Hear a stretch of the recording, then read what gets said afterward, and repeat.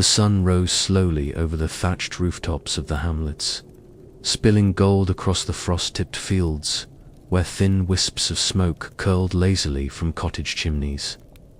Life in these rural folds moved not with haste, but with rhythm a cadence, carried on the backs of wooden carts and in the footsteps of barefoot children darting between hedgerows. In the early light, a peasant woman stooped to knead rye dough on a rough wooden slab. Her sleeves rolled up to the elbow, a girl beside her mimicking the motions with clumsy little hands. The flour-dusted scene was one of hundreds scattered across the land, quiet in its predictability, made tender not by its grandeur but by its repetition. No bells tolled ominously, no hooves thundered past. The world, as they knew it, was whole. For most, peace was not a thing spoken of, it simply was. It hung like smoke in the air, present, unnoticed, but central. In the countryside, women kept the hearth warm with patience and muscle. They rose before dawn, bent to the rhythm of chores that defined the essence of life itself. Fetching water, milking goats, spinning thread, tending gardens. A girl might grow into womanhood not through ceremony but through these patterns, through watching her mother's cracked hands wrap herbs or mend hem-stitches by candlelight. It was not an easy life, but it was a known one, where dangers were few, and when they did come, they came from storm or sickness, not steel, in towns, where cobbled streets led to bustling markets and the church bell tower stood like a sentinel. The day opened with a similar steadiness. Here, women moved through alleys with baskets and babies in tow. The merchant's wife tallied cloth bolts, while her eldest helped measure lengths for a seamstress. Girls ran errands for bread and oil, their feet brushing the skirts of gossiping. Fishwives' children played in doorways, their laughter bouncing between stone walls. They knew their neighbors by face and voice, by the sound of a knock, or the way footsteps echoed across the floorboards above. Even noble households, shielded by stone and status, bore their own rituals of gentler times. A lady might rise with the help of handmaids, cloaked not just in silk, but in expectation. Her mornings filled with embroidery, correspondence, and governance over servants. Young daughters learned the lute, the psalter, the etiquette of both. Words and silences.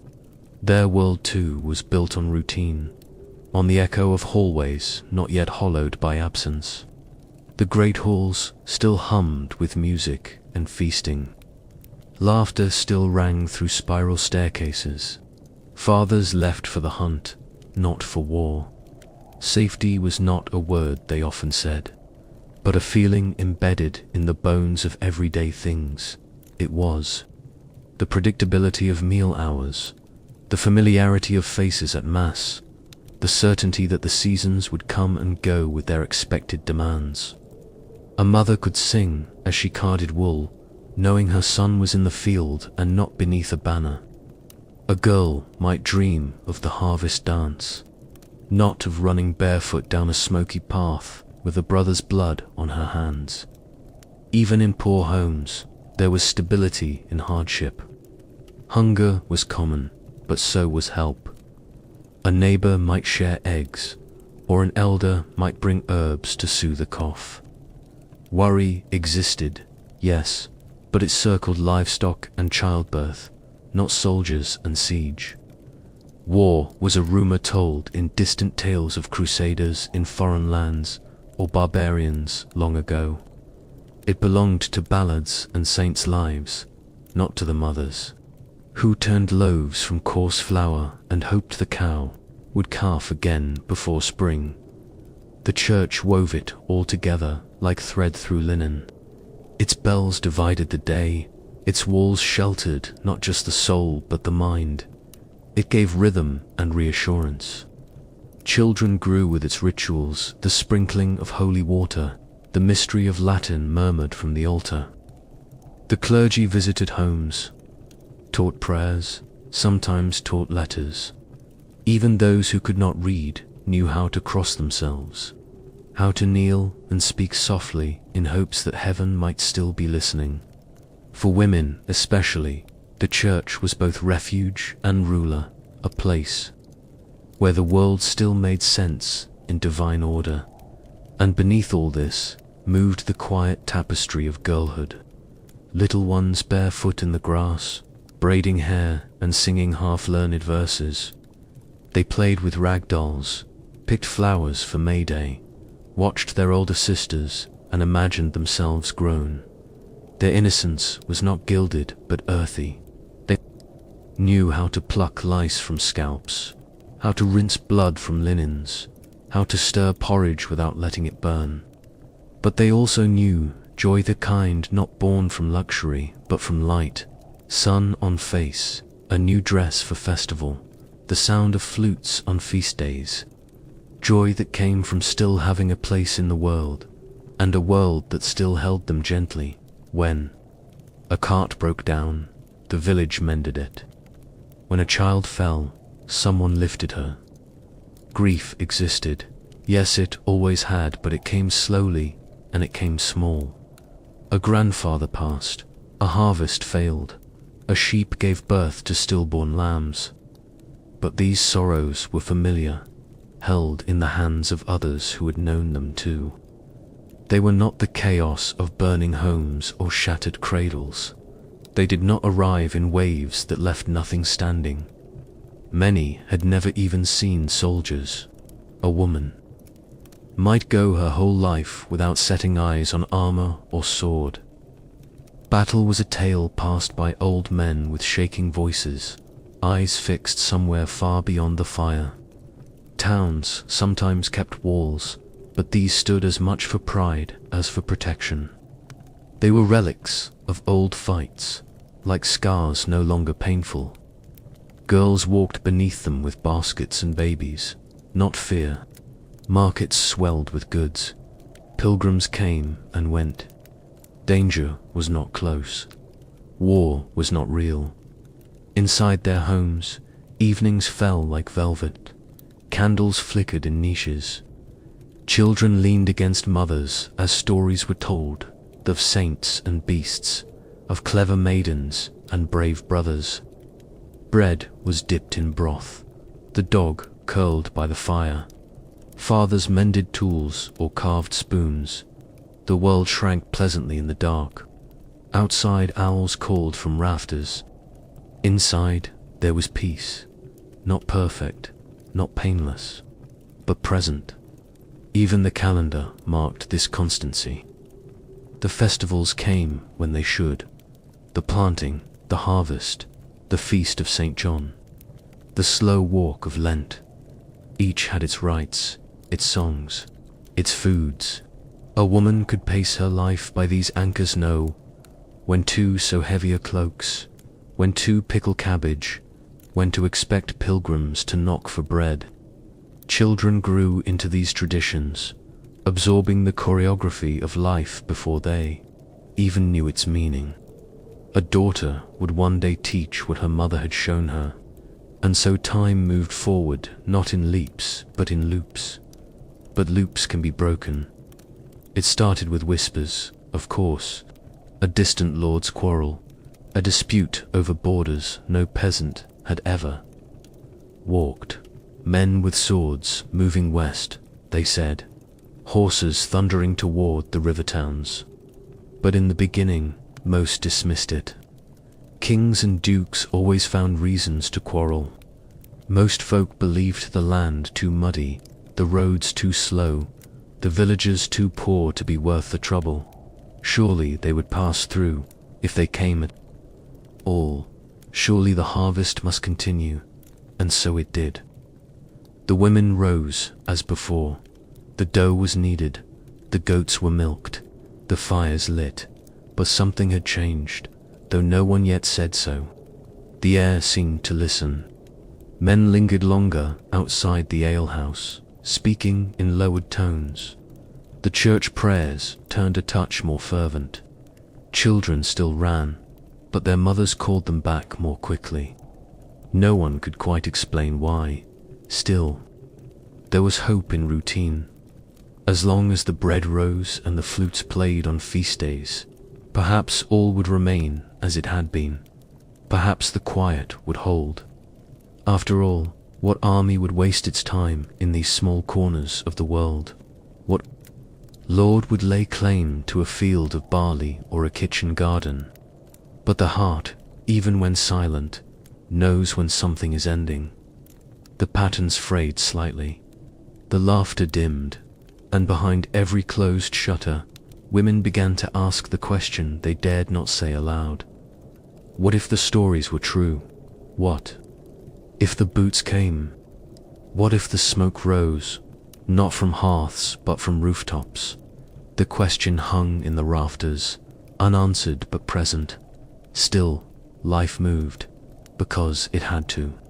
Because for now, the loom still wove, the hens still laid, and peace, though trembled, still held.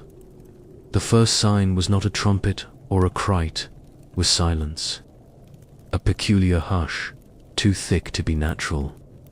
The birds stopped singing. The usual rattle of carts on the road outside fell still.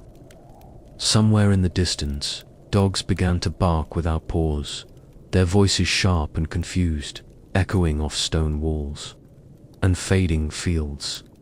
Women lifted their heads, mid-task, pausing with a pail still in hand, or a thread half pulled through linen. They did not yet know why they froze, only that something under their skin was tightening, some ancestral chord vibrating, with warning. Then, from far off, but drawing near, came the rhythm of beats, dull at first, like thunder, to distant to respect, but growing, regular. Heavy dot. It was not just the sound, but the way the earth responded like the ground. Itself had been roused from sleep and was now shifting uncomfortably underfoot. Children stopped playing. A girl, mid-laugh, trailed off and turned toward the fields, her braid falling against her shoulder as she squinted into a blur on the horizon. The horses appeared as little more than smudges at first, trailing dust and shadow behind them, but every step brought detail. Steel flashed, banners lifted, and the shape of men on horseback grew teeth. Within minutes, the stillness gave way to a flurry. Shouts broke from houses, doors slammed, and feet thundered through yards as families rushed to make sense of the unthinkable. Panic does not arrive with courtesy. It shoves its way in, uninvited, and messy, tearing apart order by the seams. Women grabbed what they could: bread, blankets, babies. Older children cried without understanding why. Toddlers screamed in their mother's arms, sensing terror but too young to name it. The familiar scene, the warm hearth, the folded linens, the hens pecking near the door suddenly seemed like part of a dream already fading, overtaken by the demands of survival. Some men ran for weapons, most of which had not been touched in years. Others did not even try.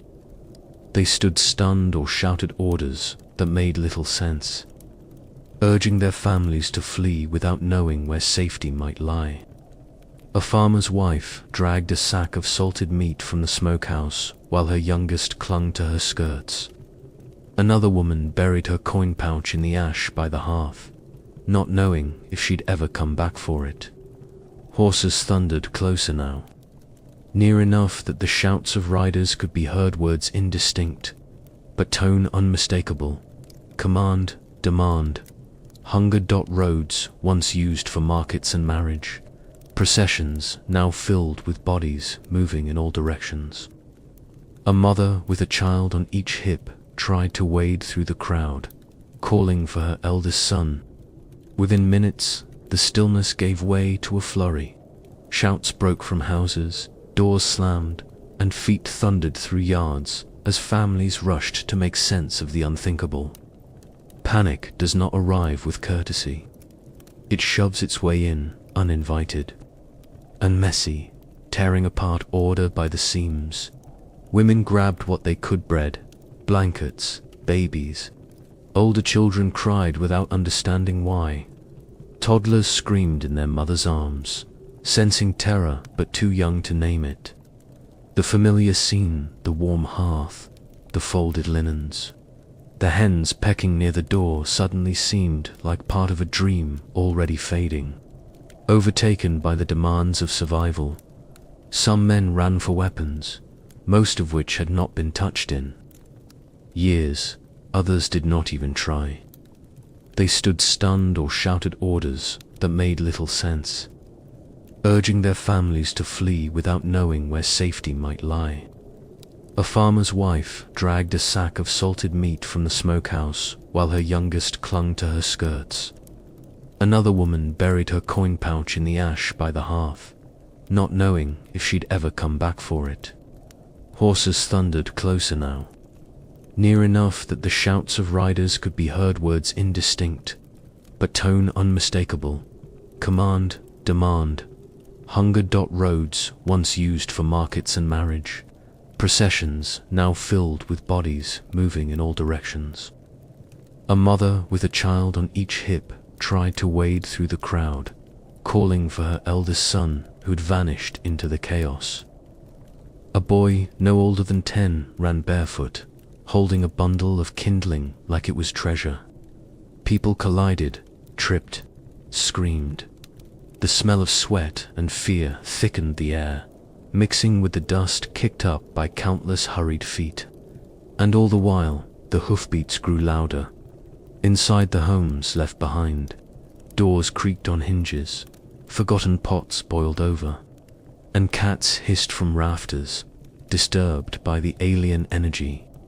Nothing had yet burned, no sword had struck, but the village had already ruptured, cracked along the lines of fear and instinct. Peace did not die with ceremony, it vanished in an instant, leaving behind only the question of what would remain. Once the dust settled, some stayed, unwilling or unable to run. The old, the infirm, women with babies only days born. A grandmother knelt by her bedside, whispering prayers between chattering teeth. She'd seen war once, long ago, when she was younger than the girl now hiding beneath the table. She remembered what happened when soldiers didn't just pass through. She remembered fire, and what it sounded like when a voice pleaded but was not heard. Others took to the woods, hoping the thickets might shield them. Through brambles and underbrush they fled, the sharp sting of branches on skin unnoticed in the rush. A woman, skirts torn and knees bloodied, crouched beside her daughter beneath a fallen tree. They said nothing. There was nothing to say. Behind them, the village still stood. But for how long? In some towns, the news came a little sooner, enough time for whispers to evolve into warnings.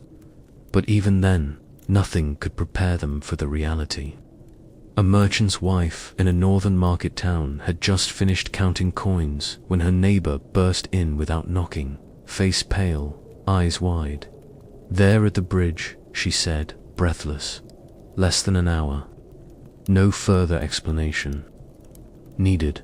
The merchant's wife didn't ask which they. She grabbed the chest from beneath the bed, her hands trembling as she called for her sons. In the courtyard, her youngest daughter dropped a doll and never picked it up again. As the sky darkened from the dust of thousands of hooves, questions began to pulse in every mind. Would they pass through? Would they take food or bodies? Would they burn? Had the Lord sent word? Would the church be safe? Could anything be trusted anymore? These questions remained unanswered, suspended like a scream half-formed in the throat. The psychological wound opened not from what had been lost, but from how quickly it all unmade itself. A girl who had gone to sleep with a flower crown by her bedside now ran barefoot through mud, tears streaking her face. The the petals long crushed beneath panicked feet. A mother who had kissed her husband over breakfast now held her children too. Her chest, unsure if she'd ever see him again, or if he had run faster than the rest and left them behind. Time no longer stretched into days and weeks, shrank into moments, each one bursting with decisions that could mean life or death. And in those moments, ordinary people were unmade and remade by terror. A soft-spoken widow screamed at a soldier and struck him with a broom to buy her daughter seconds to escape. A teenage boy, never trained to fight, held a pitchfork like a pike, legs shaking. A priest barricaded the chapel doors and refused to open them even as villagers pounded, weeping, begging to be let inside.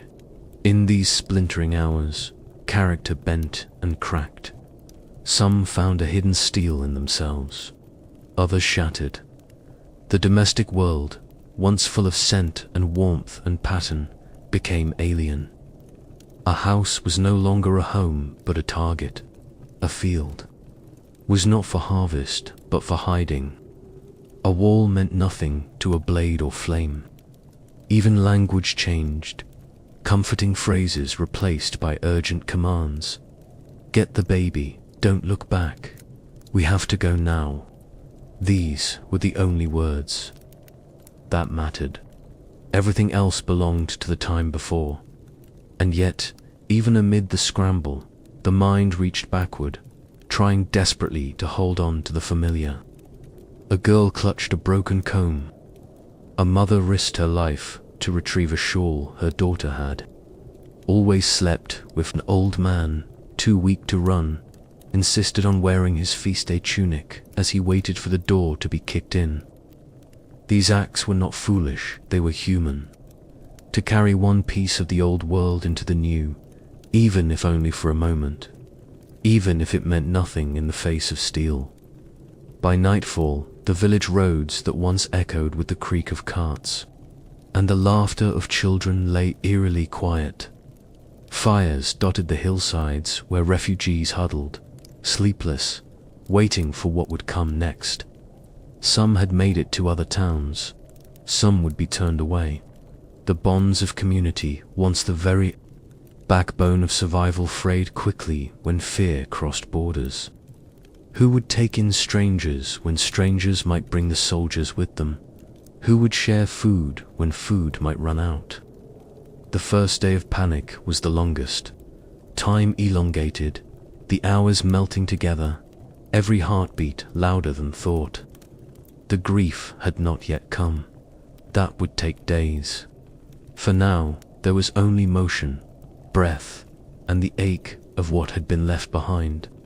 And always, in the distance or behind the eyes, the echo of hooves, fading, returning, never truly gone. Night fell with a cruel kind of silence.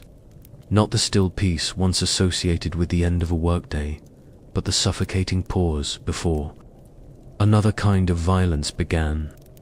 The sound of horses and shouting had faded, but in its place came other noises, quieter, more intimate, more horrifying.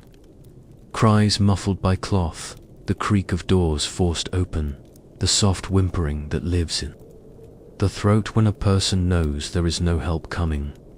War had never been a gentleman's game. But what it became for women in the shadow of fallen towns was not merely a byproduct of conquest. It was part of the strategy, to shatter the spirit of a people, to humiliate the men who failed to protect, to seed fear that would spread faster. Then flame soldiers learned that nothing was more efficient than turning women's bodies into battlegrounds. Sometimes it happened in the streets, against walls still warm from hearth fires. Sometimes in churches, where the stained glass watched unblinking. Sometimes it was done quickly, a passing act of cruelty. Other times it lasted through the night. The woman passed from man to man as her pleas turned to silence. The soldiers, whether mercenaries, lords, men, or peasant conscripts, were often far from their homes. They would never see these women again. For them, it was conquest. For the women, it was the theft of something that would never be returned. At Limoges in 1370, when Edward the Black Prince's forces retook the city, the official records of the sack mention over 3,000 killed. What they do not. In one account from the 14th century, an abbess wrote of soldiers entering the cloister and forcing the sisters to kneel before desecrating them, one by one, beside the statue of the Virgin. She wrote of it not to preserve history, but as a confession of shame. Her words, penned with shaking ink, asked God why he had turned his face. Pregnancy was its own kind of punishment. A girl assaulted in the spring might find her belly growing before the year was out. In some villages, such women were quietly sent away to visit relatives, it was said. Others were forced to remain, marked by the roundness that betrayed. Their secret, the child, when born, bore not only the features of a father no one spoke of, but also the silence of a mother, who had learned that telling the truth changed nothing. The worst wound was not always the violence itself, was how alone it left them. There was no real justice. Courts did not try soldiers for rape unless the victim was noble and, even then, rarely. Peasant women had no standing. A violated body was not seen as a crime against the woman, but against her father or husband. If she had neither, she had no protector, and thus no worth in the eyes of law. Some lords demanded recompense if their daughters were harmed, but these were exceptions. Most women bore their pain alone, lest they be accused of inviting it, or worse, of enjoying it. The idea that a woman's suffering might be her own fault was not invented in modern times. It was deeply embedded, whispered in church pews and scrawled in the margins of sermons. The trauma ran deep, not just in the individual, but in the collective. Whole communities fractured under the weight of these crimes. Trust eroded. Men, ashamed they had not defended their kin, sometimes turned their fury inward. A brother might refuse to look his sister in the eye. A husband might abandon his wife, unable to raise another man's child. A woman might be turned out of her home, not for what had been done to her, but for daring to live through it. And yet, they did live. Bent, yes, scarred, but alive. Some even took in the child and raised it, with a love fierce enough to shame God. Others passed the baby to wet nurses or convents, the grief of separation a second wound. And some, unable to bear the weight, walked into rivers, or drank the bitter herbs, known to end both pregnancy and breath. These were stories spoken of only in hushed tones, by firesides, behind doors, or long after dark when sleep would not come. There were also women who resisted, not always with blades, though there are rare accounts of a wife slashing a soldier's throat with the same knife she'd used to gut fish, but more often with defiance. One woman from a northern French town, after being assaulted, walked into the market square the next morning and laid out her torn dress for all to see. She did not speak. She did not cry. She only stood there, unmoving, until the crowd dispersed and she was left alone. Her neighbors never mentioned it again, but no one forgot. Silence was not always submission. Sometimes it was survival. Sometimes it was rage clothed in quiet. The church tried, at times, to offer comfort. Priests were instructed to hear confessions, to absolve guilt. But in practice, many urged silence. It was better, they said, to forget. Better not to name sin too loudly, lest it stain the soul. Some priests even blamed the victims, suggesting modesty might have spared them. as if a wool dress could shield against a soldier's hand. Confession became less a sanctuary and more a second courtroom, one with no verdict but shame. Among noble families, the violation of a daughter or wife could have political consequences. Lineage was everything.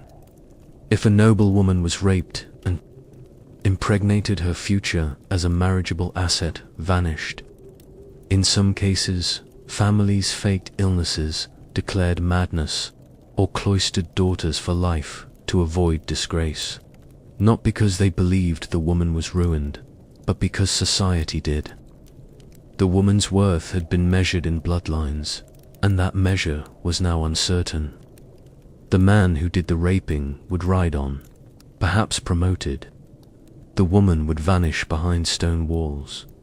It is worth noting that many of the voices who wrote down the history of war chroniclers, scribes, priests were men. What little survives of these women's experiences comes to us sideways, in the gaps, in the silences that stretch across decades.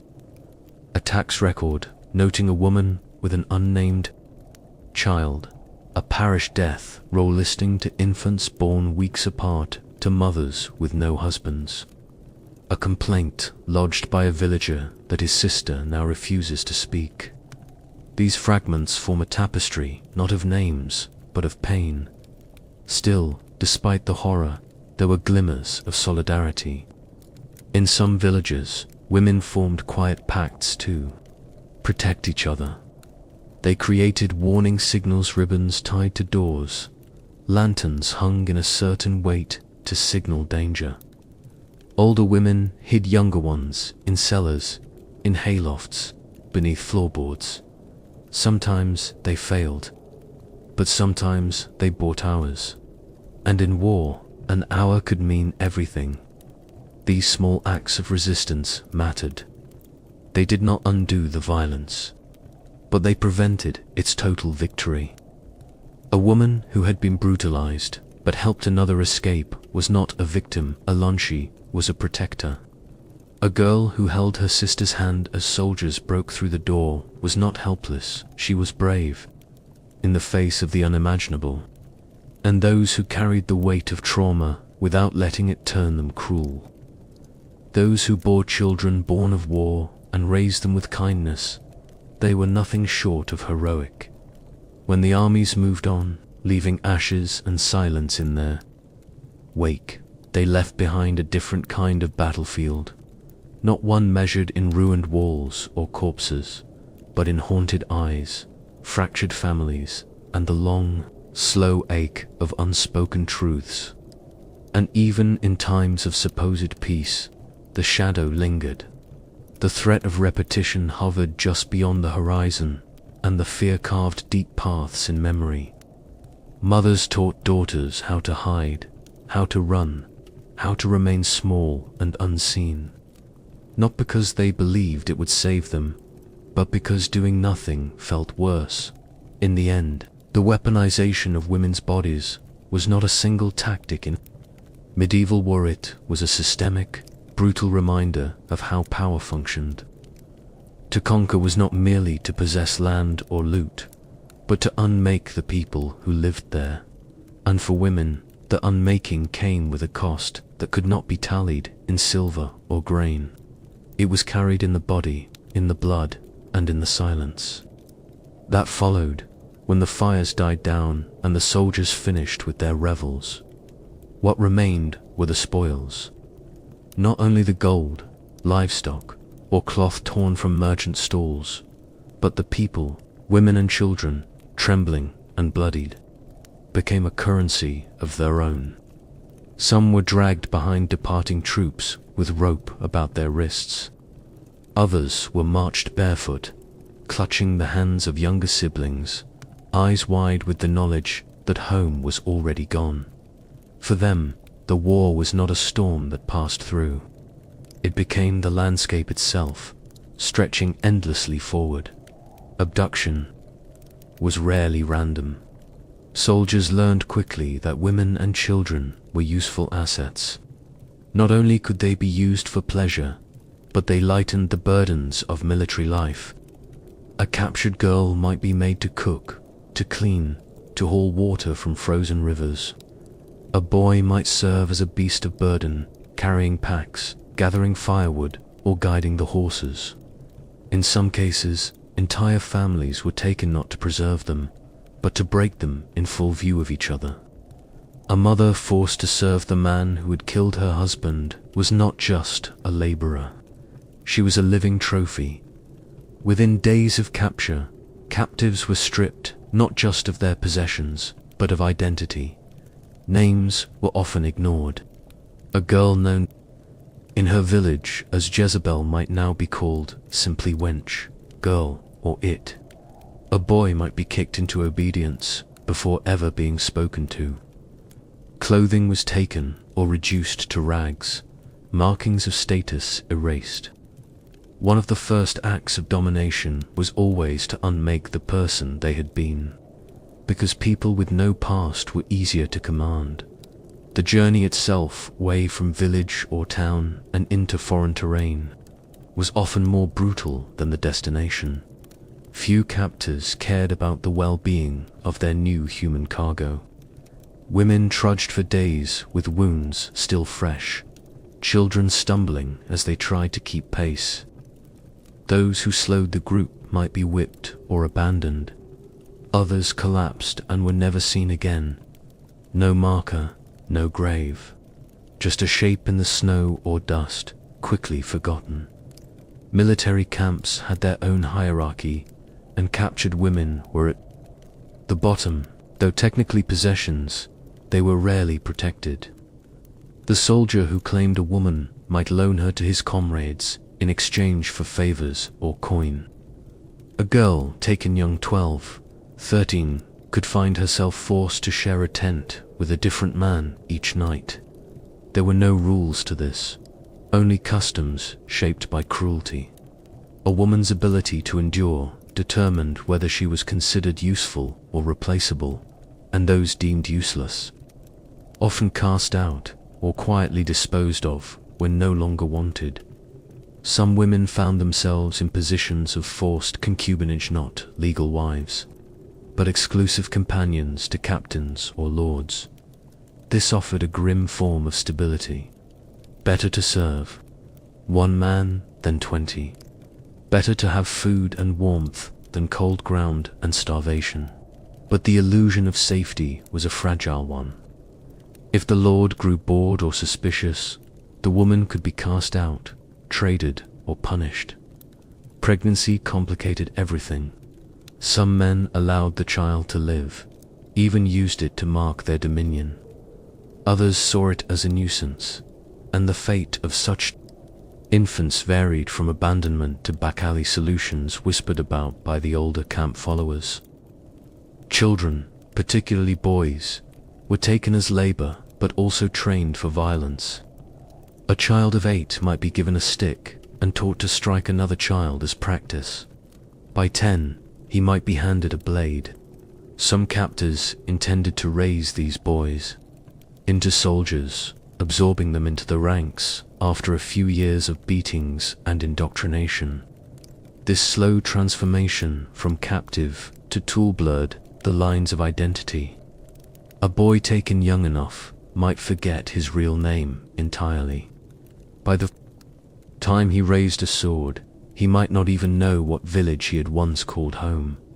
Not all captives remained in camps. Some were sold. War provided an abundant supply of humans, and there was always a market somewhere. In port cities like Marseille or Genoa, slave merchants made quiet deals with soldiers returning from raids. A young woman in good health might be worth a pouch of silver. A pair of children, obedient and quiet, could be bundled together as a discount. Buyers ranged from wealthy households seeking servants to brothel owners seeking new flesh to break. Transportation to markets brought new horrors. Captives were crammed into carts, lashed together in groups of 5 or 10, and marched over hundreds of miles. Food was minimal. Protection from the cold or sun was rare. Women often gave birth along the way, squatting in the road while drivers barked at them to hurry. If the baby died, it was left behind. If it lived, it was carried until it no longer could be. The road was a cruel judge of value only. The strong reached the market. The trading process itself was a spectacle of dehumanization. In markets, captives were paraded like animals. Teeth were inspected, breasts were groped. Children were made to sing or dance to show obedience. Buyers asked invasive questions. Were they virgins? Did they speak Latin? Had they ever birthed? A child, a young woman, might be poked and prodded by 5 men before one decided to purchase her. Once the coin changed hands, she was led away, sometimes weeping, sometimes stunned into numbness. Many of these captives ended up in foreign lands, where language became yet another barrier. A girl from Burgundy might be sold in Andalusia. A boy from a Flemish village might find himself serving a Sicilian merchant. Torn from their homes, they had no way to return. Letters were not an option. Travel alone was unthinkable. And even if they escaped, where would they go? Who would take in a runaway slave or a woman branded as a whore by association? The longer they lived in bondage, the more their old selves withered. Memories faded. Customs were forgotten. Some women tried to teach their children the words of their mother tongue, but when no one around them shared it, those syllables became little more than lullabies whispered in vain. Their children, born into servitude, grew up seeing freedom as something abstract, something spoken of in stories, not lived. There were rare stories of rescue. A noble woman captured during a border skirmish might be ransomed if her family had coin and influence. But for peasants, for commoners, there were no negotiations. A captured farm girl had no price high enough to merit retrieval, and if her husband tried to come for her, he was as likely to be killed as let through the gates. The stories of families reunited after captivity are few, and when they occurred, they were never the same. Time, shame, and silence left wounds deeper than distance. Religious orders sometimes intervened, especially in later centuries. Some friars negotiated the redemption of Christian captives from Muslim lands, or vice versa, framing it as holy work. But even these efforts were selective and steeped in politics. A girl taken by a Moorish soldier might be worth saving. A girl enslaved by a fellow Christian, that was a private matter. Not a sin, not even a crime, just the misfortune of war. And there were places worse than camps or foreign markets. Some captives were taken to isolated estates, never registered, never seen again. In these forgotten corners, they lived as shadows used for work, for pleasure, for cruelty that needed no witness. A woman who died in such a place would be buried in an unmarked hole, her story never spoken, her name never passed down. Some adjusted to their fate. They survived by complying, by becoming what their captors demanded. They learned to read moods, to anticipate violence, to smile when it hurt. Others resisted quietly. They broke tools. They whispered prayers in the dark. They taught their children the stories of their grandmothers, holding on to slivers of a world they could no longer see. And just a few escaped. Escapes were rare and dangerous.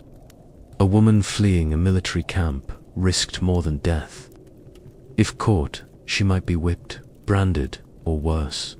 But some made it, disguised as boys, hidden in barrels, aided by sympathetic strangers. Their stories were told in taverns and around fires, usually ending in disbelief. Could a girl really walk from Burgundy to Ghent alone? Could a boy really swim the Rhone with a broken leg? Maybe not, but the telling mattered. It reminded the listeners that not all who were taken remained lost. Among those who never fled, a kind of quiet rebellion persisted. They forged friendships, they shared scraps of food. Older women protected younger ones as best they could. Sometimes they sang, not songs of hope, but songs of memory ballads, from villages burned to ash, lullabies for children who would never know those places. The music didn't change their fates, but it kept the past alive, if only in fragments, as the wars dragged on. Generation after generation, the taking of human spoils became so normalized that few questioned it. Captivity became a cycle. Soldiers knew they could seize. Lords knew they could keep. Markets knew they could sell. And peasants knew, deep in their bones, that if the horns ever sounded again, it could be their daughters next. By the time smoke curled above the tree line, it was already too late. The men who saw it from the fields knew what it meant before they could admit it aloud. Birds had fled that morning, horses had whinnied and pulled their ropes, and the dogs refused to leave the doorsteps. When the first shrieks pierced the wind, women gathered their children and stared in every direction as if disbelief alone could undo what had already begun. The crack of a cartwheel breaking was followed by the sound of hooves and shouting foreign voices, coarse and unfamiliar. Barking orders none of the villagers understood, but all instinctively feared. The sacking of a village didn't begin with fire. It started with the gate tour, whatever passed for one. Sometimes it was no more than a loose wooden fence. Sometimes a single rusted hinge. Those who lived inside it had little to defend and no reason to believe they'd be called upon to do so. But when war came, the illusion of separation was the first to fall. Soldiers poured in, spears raised, swords drawn, faces smeared with dust and rage. They didn't shout warnings or ask for surrender. They split doors open with axe heads and kicked through shutters like men searching for gold, which in a way they were. To them, anything that could be carried away was treasure, and anything that breathed but didn't wear armor was prey. The first wave of chaos was the loudest screams from women trying to hide, children crying as they were dragged from under beds, pigs squealing as they were stabbed or herded away, men bleeding out in muddy courtyards. A father who stood between a soldier and his daughter was rarely given time to speak. A boy who ran was assumed to be hiding something or harboring guilt, and the elderly, those too slow to kneel or flee, were knocked aside like broken pottery. One chronicle from the late 14th century describes how soldiers felled the old like rotted trees and laughed as they split the skull of a girl no taller than their sword. That wasn't metaphor. The chronicler had watched from the shadows of a hayloft, writing later that the child's scream had been thin as a reed and then gone, as if the wind had stolen it. Inside each home, the same theater played out. Cabinets were torn open, bedding shredded, walls kicked in. Even the hearths were ransacked, lest some coin or relic had been hidden behind the stones. Bread was trampled. Jars of honey or lard were smashed or scooped with filthy fingers. Any clothing finer than homespun wool was ripped off hooks and stuffed into sacks. But soldiers didn't just take, they destroyed what they couldn't carry. They ruined. Grain stores were slashed and scattered to the ground, water barrels overturned, looms snapped in two, icons desecrated. It wasn't always about gain. Often, it was about dominance. Every torn blanket, every broken tool, declared that nothing here belonged to the villagers anymore, not even the silence. Livestock were dragged from pens with wild yelps. Chickens flapped and scattered. only to be cornered and strangled or impaled for sport. Cows, if too difficult to move, were mutilated. A limping ox might have its tendons cut so it could no longer be used. Horses were prized above all. One soldier was known to have taken a colt and slit its owner's throat simply for touching the bridle. Goats were tethered to poles and left, screaming until their legs gave out. The men knew that to steal the animals was to steal a winter's worth of survival, and the villagers understood this just as well. Fire came only after the looting, part punishment, part insurance.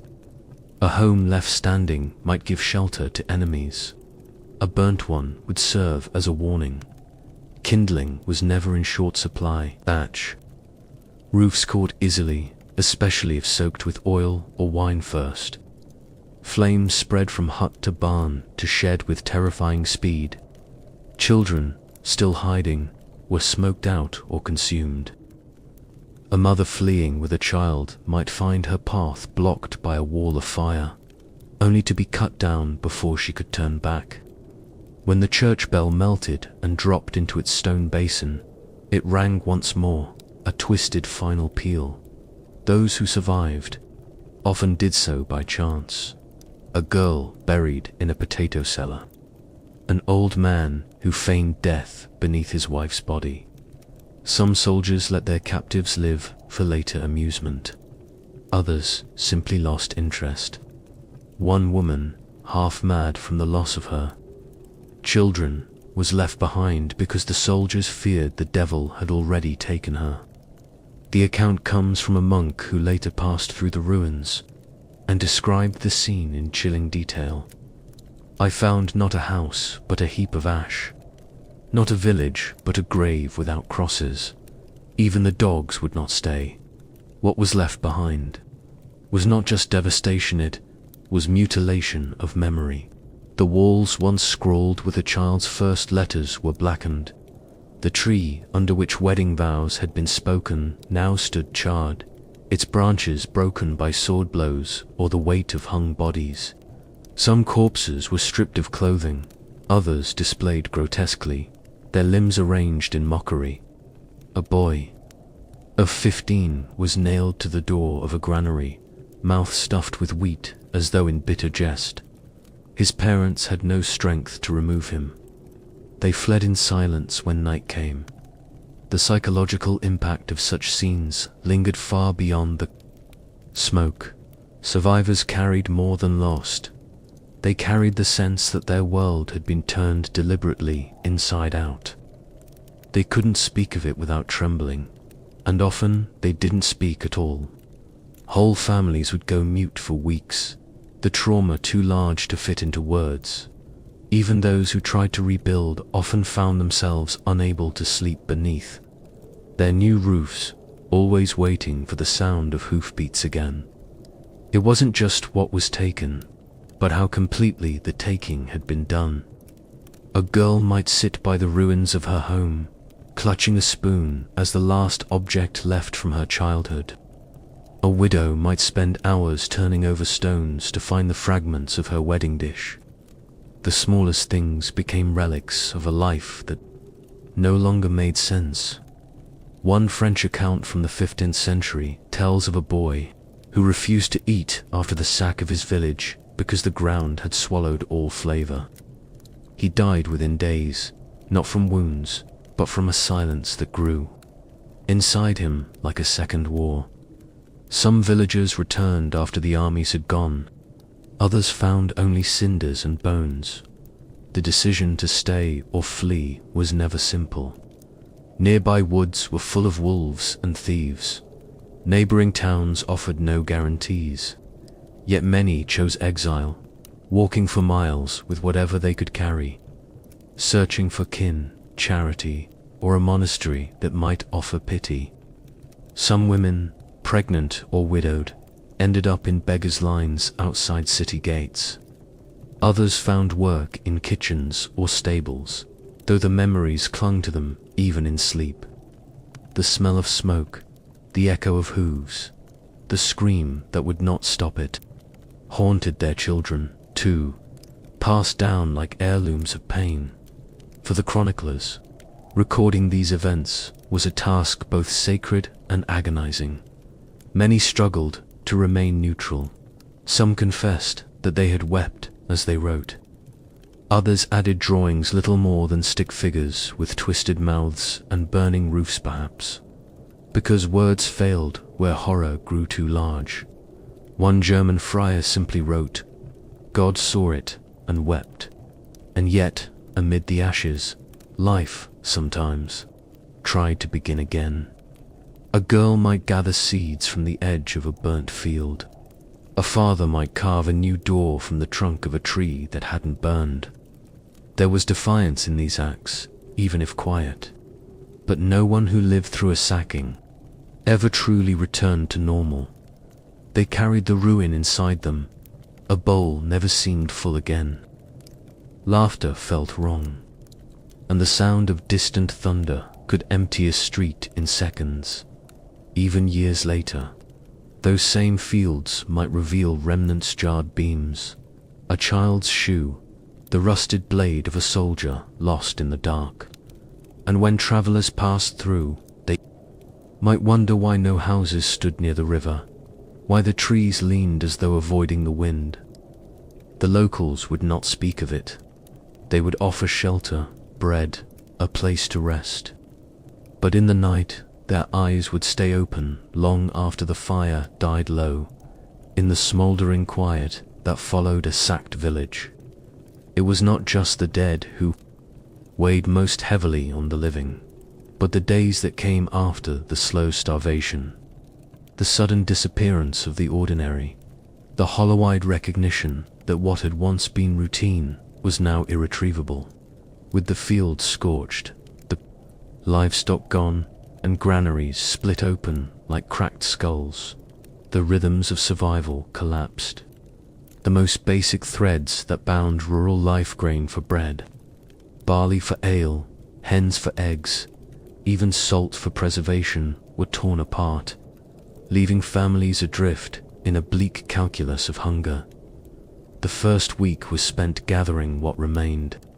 Women picked through rubble and ash, lifting charred stones in hopes of uncovering a forgotten sack of oats or a jar buried deep enough to survive the heat.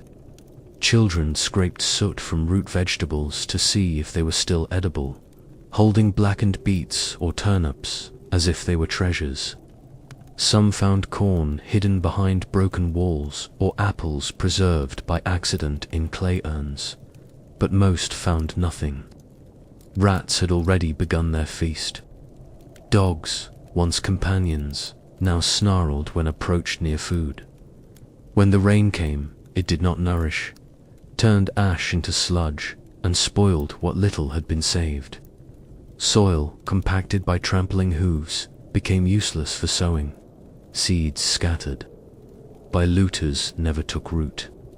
The timing of war often coincided with planting season or harvest, so the loss of a single raid could mean a year without bread. One chronicler from Burgundy wrote, "We looked out over our fields and saw nothing but ghosts of what had been. Even the scarecrows seemed to weep." These weren't poetic flourishes. They were testaments to the devastating transformation of countryside into graveyard. Markets, once lively with trade and gossip, dissolved almost overnight. Roads were unsafe.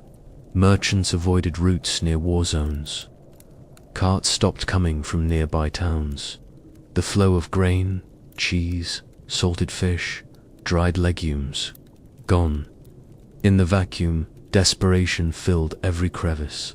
Coins lost their meaning. People began to barter with rags, with labor, even with flesh. A woman might offer a loaf of stale bread for her only shawl. A boy might sell the boots off his feet in exchange for a scrap of meat, though meat itself became suspect tofu, stolen dog, or crow, or something worse. Salt became as valuable as silver. The few who had stockpiles buried deep in cellar floors became targets, not merchants. Hunger worked quietly at first. A dull ache in the belly, a tightness in the throat, a strange fatigue that made men stumble. In the fields, then it grew crueler. Children stopped playing. Women stopped bleeding. Teeth loosened, skin yellowed, wounds festered without healing. In some households, meals shrank to a watery gruel made from boiled roots or grass. In others, the concept of meals vanished entirely. Mothers began feeding their children first, and not themselves at all. Infants cried dryly, lips cracked from dehydration, while their mothers held them tighter in silence, too weak for tears. The living moved more slowly, not out of reverence for the dead, but from the simple fact that their muscles were wasting. By the second month, the countryside resembled something closer to a ghost land. Smoke still rose from fire-hollowed homes, but now it came from makeshift clay ovens built beside riverbanks or from hearths reconstructed in barns and cellars. Women ventured farther into woods in search of mushrooms, acorns, nettles, anything that might pass as food. Some learned which barks could be boiled for a bitter tea that staved off nausea. Others scraped moss from stones and tried to ferment it into a sort of paste. Hunger made innovators of them, but also scavengers, and then strangers to themselves. A mother who once taught her children psalms now sat beside them, muttering about the sound of bread crusts breaking. Her mind chewed what her stomach never would. The smell of hunger was not just the scent of decay, it was the reek of the body consuming itself. Villagers began to sleep all day to conserve energy. Some walked aimlessly from hut to hut in search of food, only to collapse in doorways.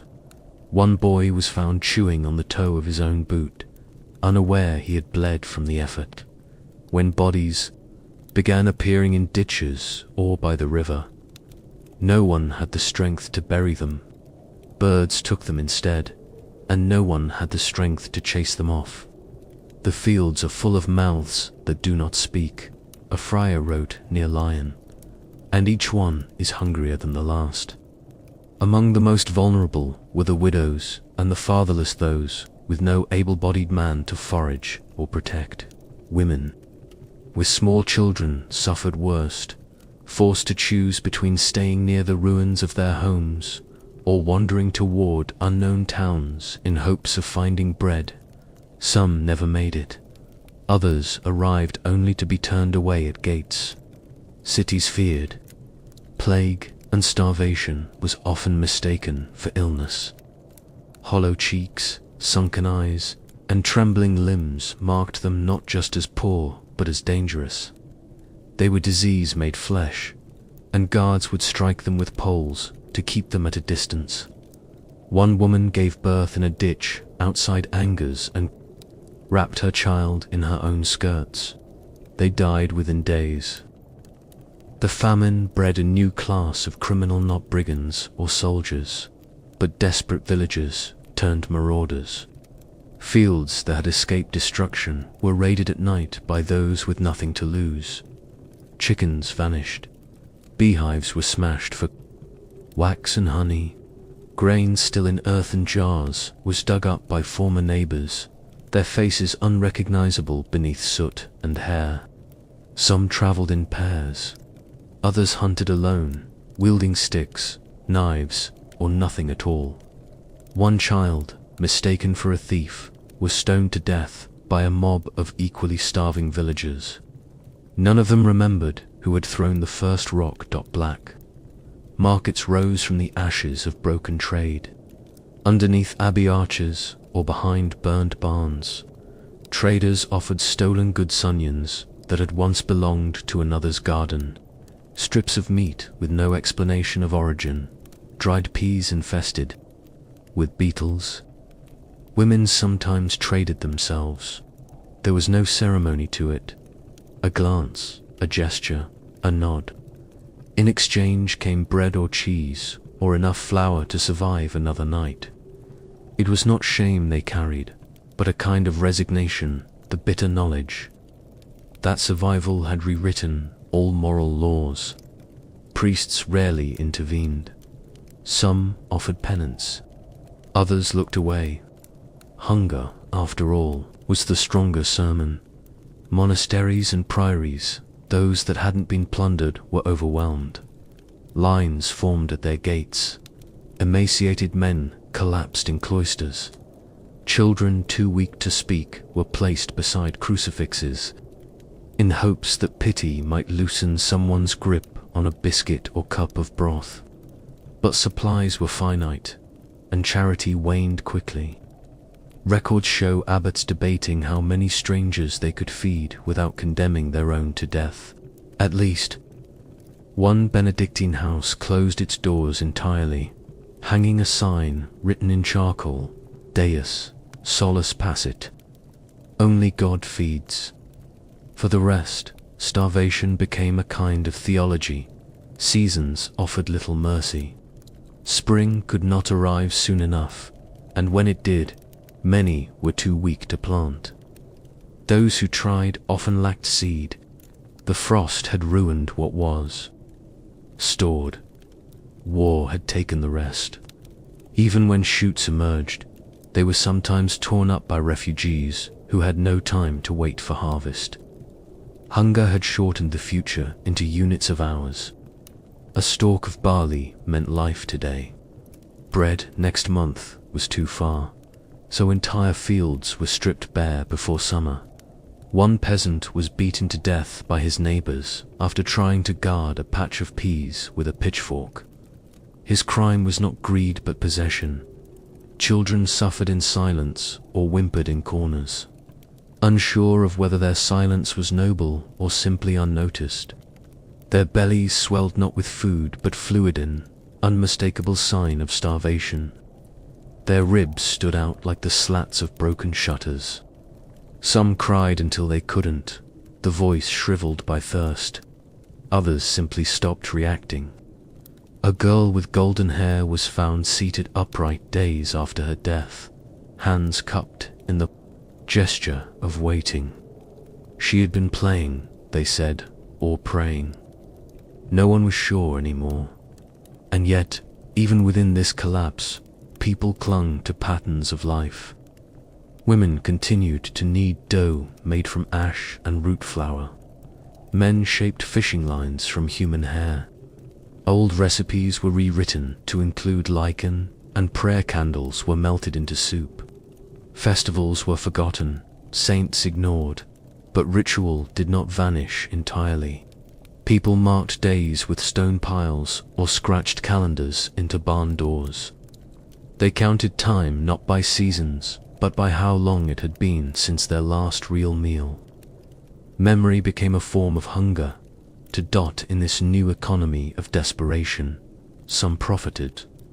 Petty lords who had hoarded stores now sold them at obscene prices. A single chicken could cost a laborer a month's wages.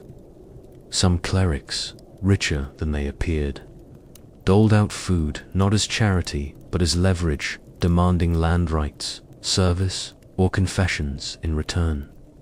Desperation became currency, and those who once would have refused in dignity now paid in whatever dignity they had left.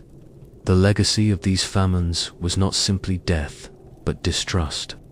Villagers that once shared tools and harvests now barred their doors. Neighbors accused each other of hoarding. Mothers taught their daughters not to trust strangers, not to share food unless certain it would be repaid. Childhoods were shortened into suspicion. Families who had once eaten from the same pot now marked their boundaries with lines of ash. Even when food returned, this suspicion remained. It grew like weeds in the soul-quiet deep, and nearly impossible to pull. There were stories, even in these times, of miraculous survival.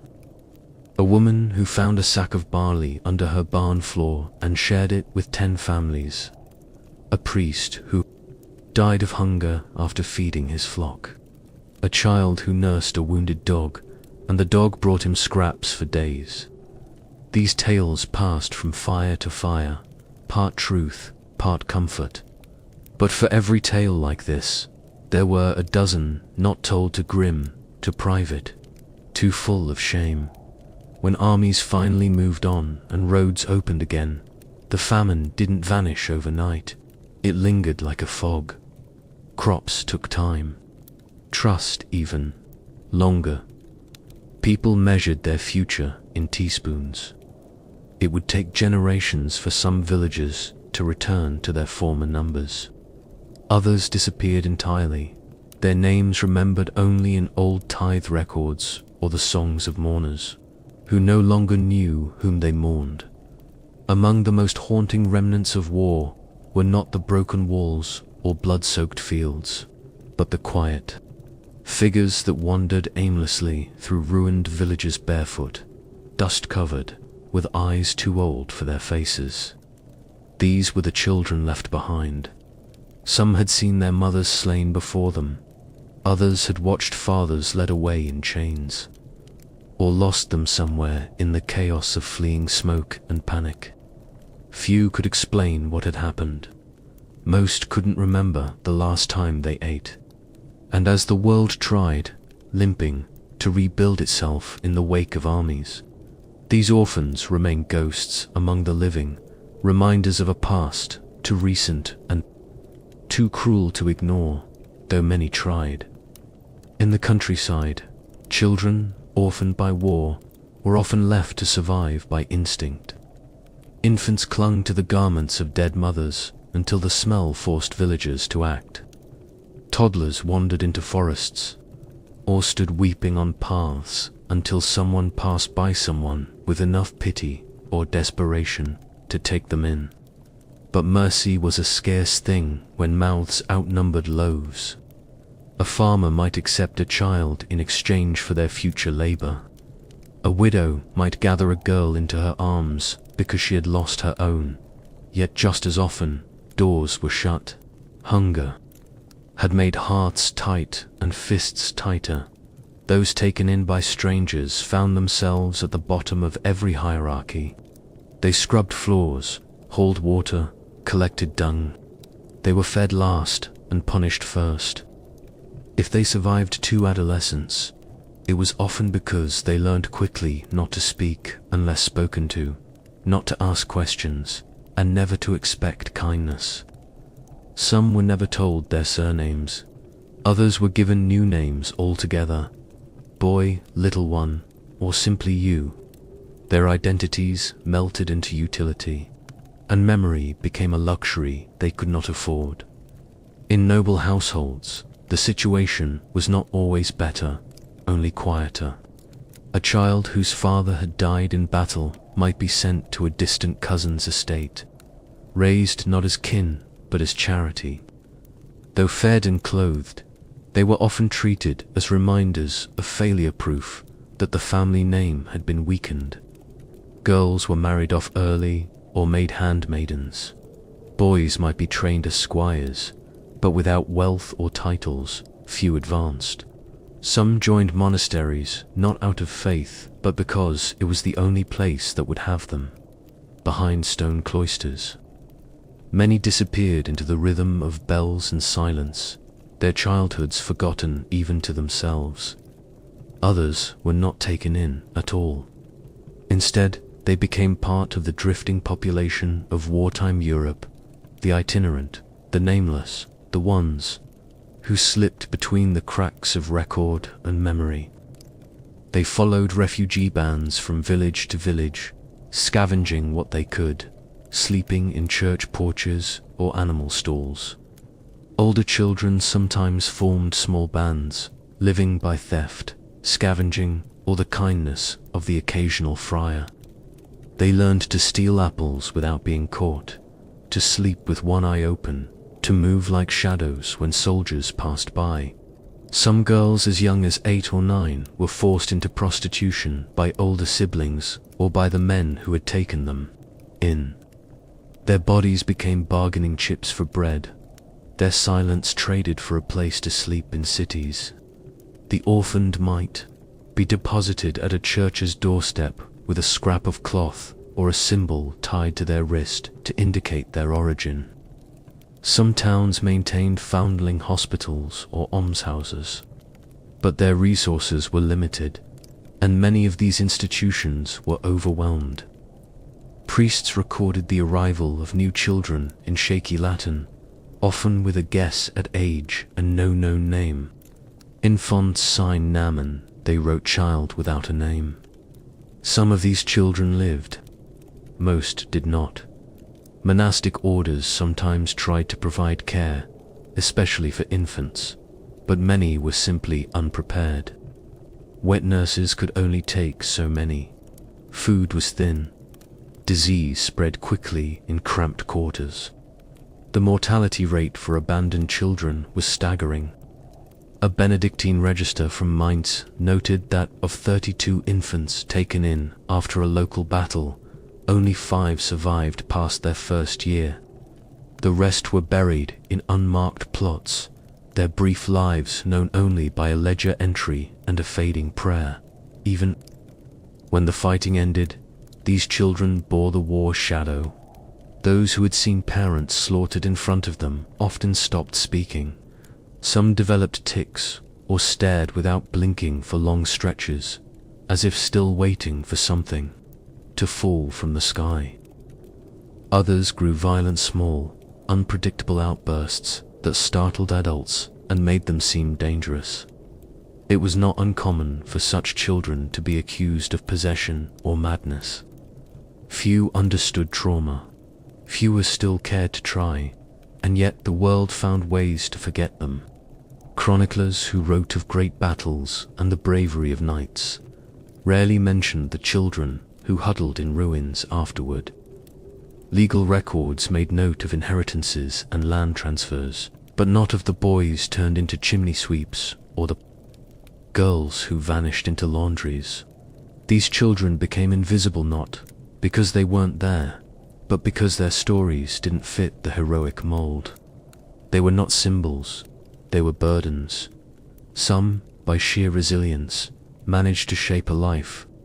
A boy who once begged outside a burnt-out church might grow into a tanner or miller, never speaking of the hunger he endured. A girl sold into labor might eventually marry, carry children of her own, and watch them sleep with a kind of awe she could never explain. But the scars remained, hidden beneath habits and rituals, in the way they counted food or flinched at loud sounds. Even love could not entirely erase the long echo of abandonment. The church preached that orphans were the special concern of God.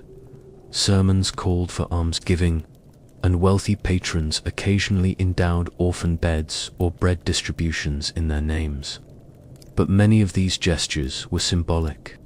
A one-time gift of grain or coin did little to replace a mother's touch or a father's protection. Charity, even when sincere, could feel like another transaction, a reminder that one's life depended on the moods of strangers. And when famine returned, as it often did, orphans were the first. Forgotten, the communal memory of war absorbed these children not as individuals, but as part of the collective aftermath.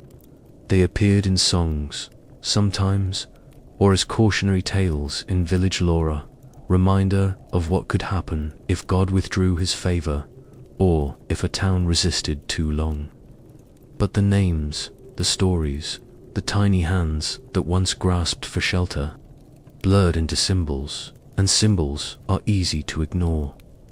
What remained were patterns. Across decades and borders, in the wake of every conflict, the same fates unfolded. A girl left alone by a roadside, clutching a rag doll. A boy hiding under a collapsed cart, too afraid to speak. A group of children playing beside a burnt field, because play was the only thing they had left that resembled before. These patterns were not coincidental, they were structural. War did not merely destroy buildings, it destroyed continuity, and children, who relied on stability more than anyone, suffered most when that chain snapped. In some regions, guilds and parishes attempted to formalize care. Apprenticeship systems absorbed some boys. Domestic service took in some girls. There were attempts to match orphans with families of the same parish, to give them a semblance of belonging. But these systems were haphazard, and more often driven by economics than compassion. A child was valuable only so far as they could work. If they cried too much, ate too much, or simply looked too much like the war, they were sent AWOL. Worse, abandonment, though not always intentional, became a form of social policy. Towns overwhelmed by beggars would sometimes round up vagrants, many of them, orphaned children, and drive them into the woods or across the next boundary. Some were placed in workhouses where labor was compulsory and conditions barely distinguishable. From prisons, a few attempted to flee, only to be branded or beaten when caught. There were no fairy tales for these children, no secret benefactors, just the slow erosion of identity. In rare cases, communities rallied. A village spared from pillage might adopt a neighboring hamlet's children. A retired knight might feel bound by conscience to raise the son of a fallen comrade. These stories were exceptional, and they spread for that reason. They gave people hope that not all had been lost. But they were exceptions, not rules. As years passed and peace, fragile and uncertain, began to settle over ravaged lands, the orphans grew up. They took new names, swore new oaths, bore children who would never know the full weight of what had come before. But memory persisted in habits, in silences, in the way certain doors were never fully shut. Entire generations carried that absence forward, not always knowing its source, and still, war returned. In different lands, with different banners. But always the same result, the unmaking of childhood. Each time it came, it created new orphans, left new children staring at empty doorways, repeating the same cries and questions. Each time, society looked away just long enough for those children to become adult-scarred, silent and steeled against softness. They walked behind the clamor, behind the dust of horses and the rattle of wagons, behind the long gleam of steel, and the banners flapping in the wind. They were not soldiers, and they had no place in the songs of war. Yet they followed armies, all the same, and blistered feet, under makeshift shawls, clutching baskets. Children, bundles of linen, pots, and sometimes nothing at all. Some had followed husbands into service. Others had nowhere else to go. Many had made a life out of the chaos, not because they wished to, but because the edge of violence was safer than the void that war left behind. Among them were watcherwomen, who rose before the sun to boil the shirts and undergarments of officers, rubbing away blood, filth, and lice until the cloth whitened under their cracked fingers.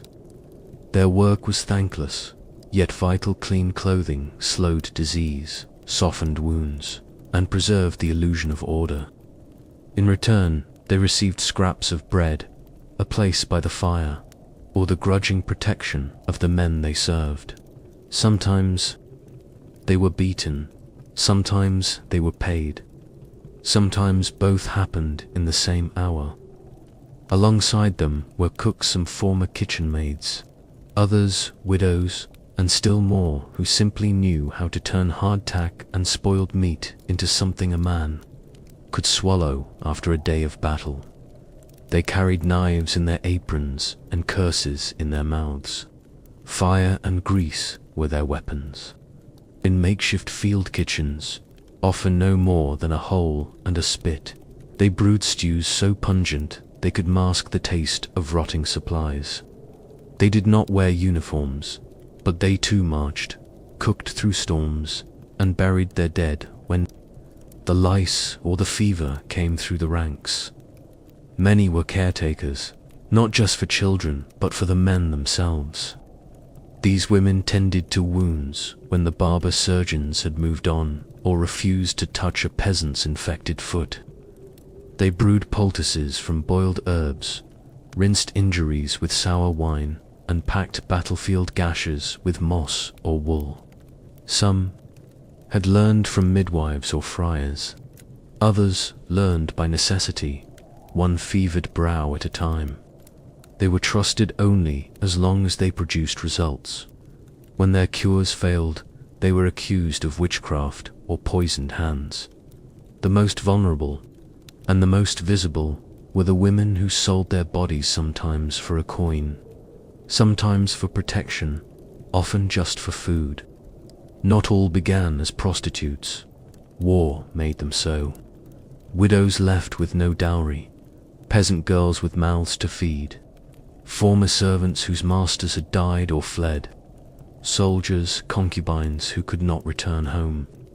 At first, it was a survival trade, a way to exchange intimacy for bread or a safer spot by the fire.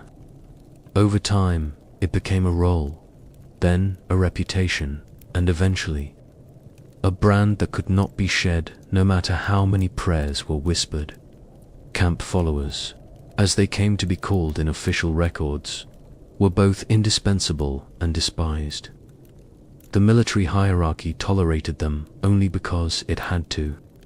They carried water, buried bodies, and kept soldiers from mutinying during long marches.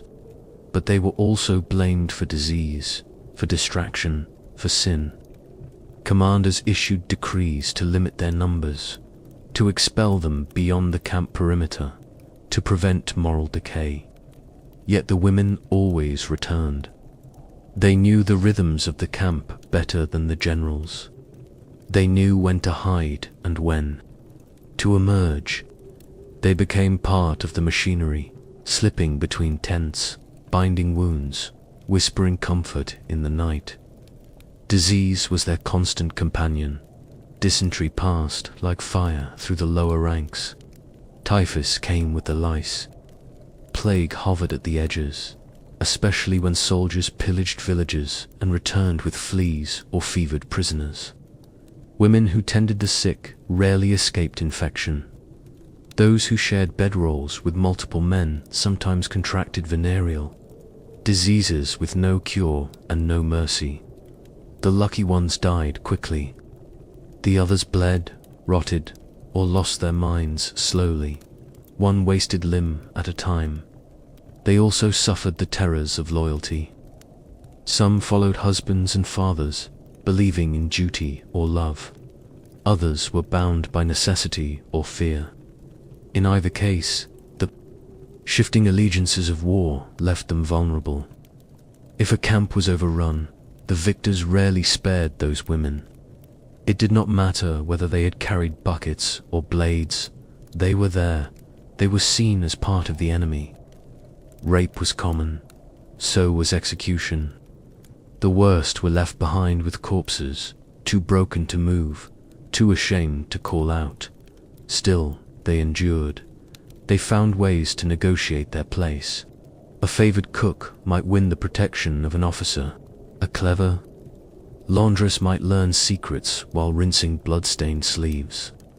A prostitute might know more about troop morale than any captain. Women formed quiet networks within the camp, warning one another of drunken outbursts, sharing dried roots to stave off hunger, passing whispered names of men who could be trusted or feared. These bonds were invisible to the outside world, but vital to survival. Children were common in these camps, some born on the road, others brought from home.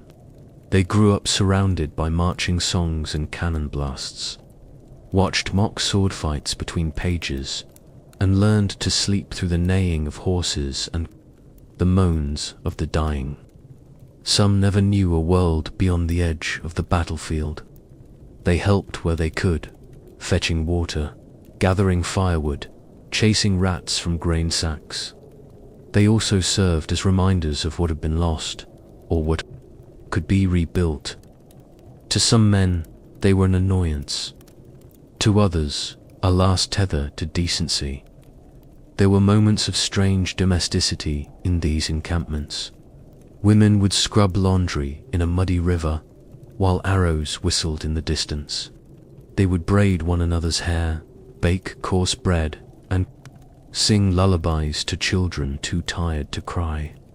Soldiers would sit nearby sharpening blades, their boots caked in blood, listening in silence. It was not peace, but it was life stitched together in the margins, stubborn and fleeting. As wars dragged on, women began to claim roles beyond the expected. Some disguised themselves as men to fight. Others served as spies, carrying messages, sewn into hems or baked into loaves. Healers began to organize their tools with precision, drawing knowledge from herbals and saints' lives, experimenting with foxglove, garlic poultices, and leeches. A few were recognized by officers and given rudimentary authority assigned to manage rations, maintain order among other followers, or oversee wounded auxiliaries. But such authority was fragile. It could vanish with a single accusation or the whim of a drunken man. Punishment was ever present. A woman accused of theft might be whipped, or her hair shorn and head shaved as a mark of shame. Those suspected of spreading disease were cast out, sometimes with infants in their arms. Prostitutes who crossed a line or merely displeased the wrong man might be stoned, burned, or hanged, depending on the commander's sense of order.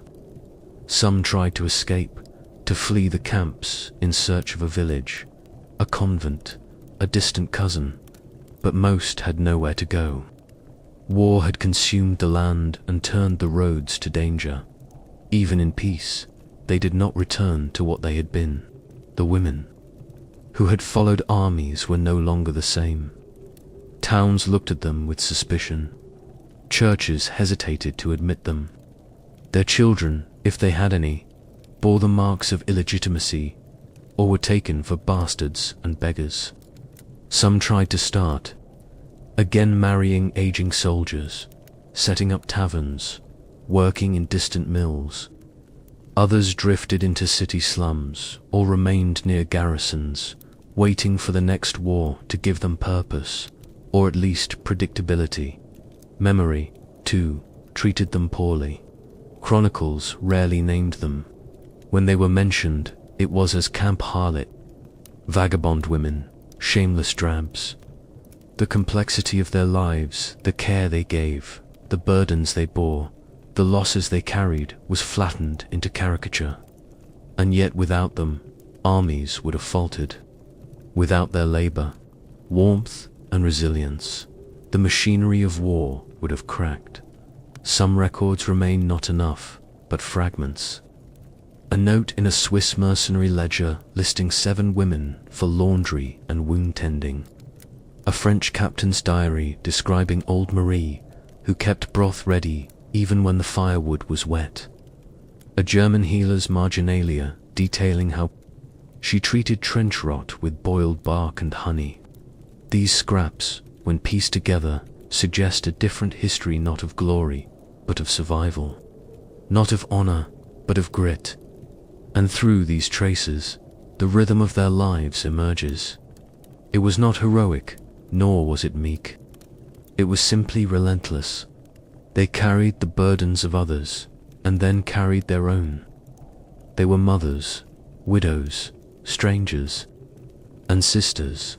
They were mocked and needed, blamed and used, pushed aside and pulled close. They built nothing permanent, but they held a crumbling world together, stitch by torn stitch, breath by worn breath. If steel and fire laid waste to bodies, it was breath and water that finished what the sword began. In the stillness that followed the thunder of hooves, or the thunder of retreat, another enemy stirred, one that could not be fought with blades or frightened away by banners. It drifted through ruined towns, crept among the broken camps, and settled in the bellies, bowels and lungs of the ones who were left behind. It was nameless to most. Sometimes they called it curse, or punishment, or rot. But it had many names in the tongues of healers and priests: dysentery, typhoid, plague, disease.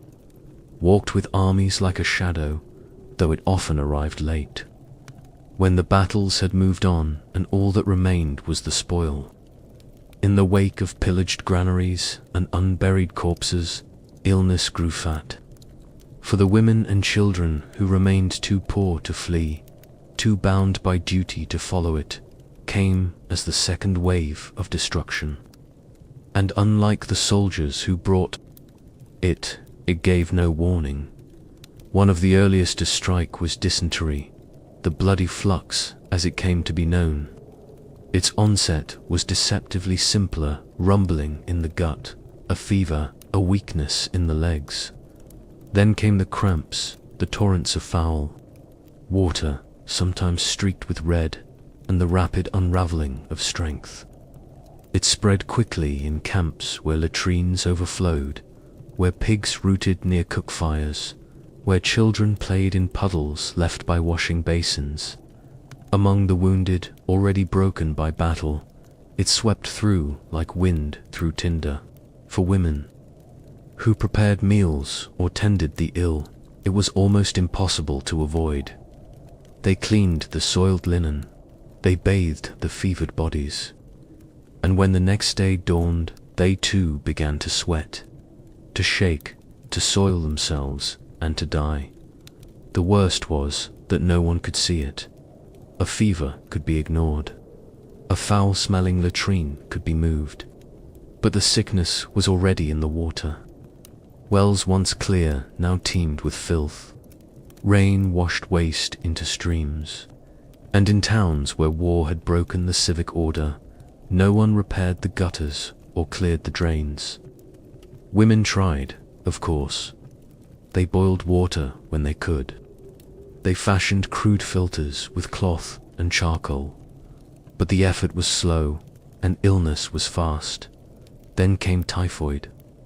Its symptoms cruelly similar at first: fever, weakness, stomach, pains. But where dysentery, exhausted; typhoid, disoriented.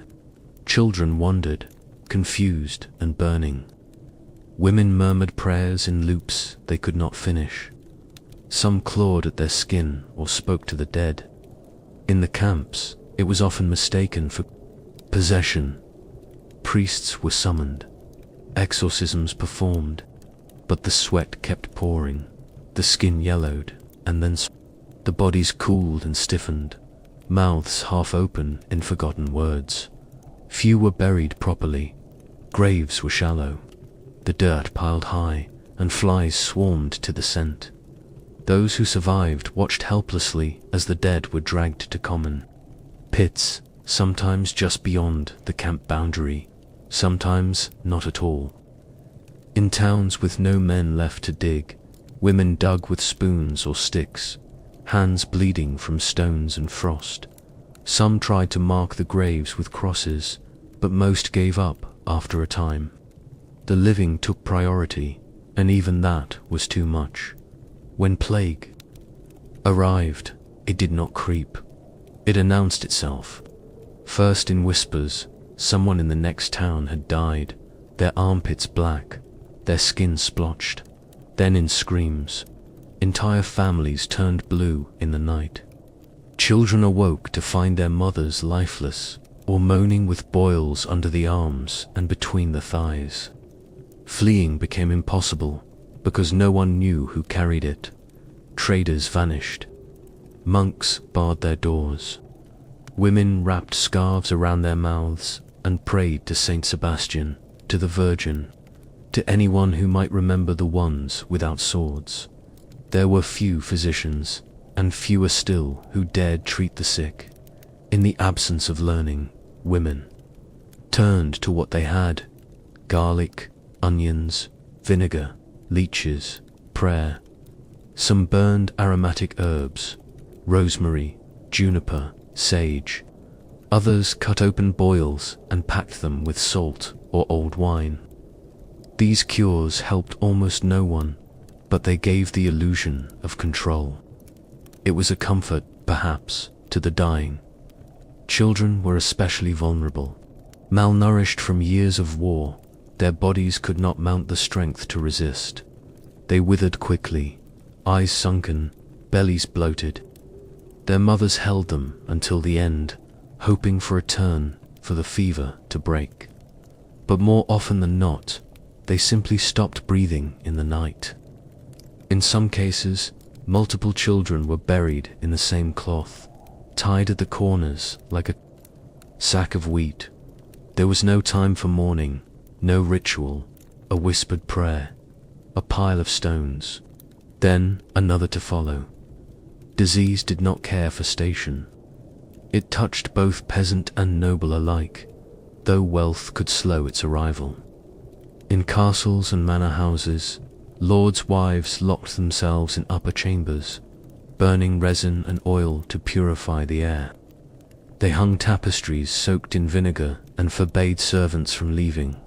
Yet even here, the plague seeped in through the breath of a coughing cook, through fleas in a stable boy's tunic. And once inside, it spread quickly. Noble women, long protected by rank and ritual, died just as horribly as any shepherd's wife. What made it worse was the silence. Death by sword came with screams, with blood, with the heat of motion. Disease was quieter. It took its time.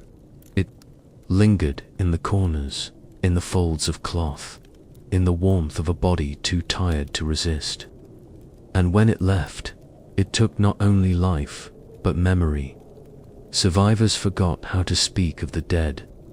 Grief collapsed into numbness. Whole households vanished, without a sound. In some places, women tried to organize. They formed loose groups to care for the sick, to cook in turns, to bury the fallen. Older women, who remembered herbs and charms, led the younger. They built smoke huts, encouraged fasting, enforced crude quarantines. Some succeeded for a time, but often the sickness returned, and with it came blame. Healers were accused of summoning the illness. Women who survived too often were called witches. One girl in Flanders, said to have survived 3 plague sweeps, untouched, was drowned in a trough while others chanted psalms. Even outside the epicenters, the consequences of disease reached deep.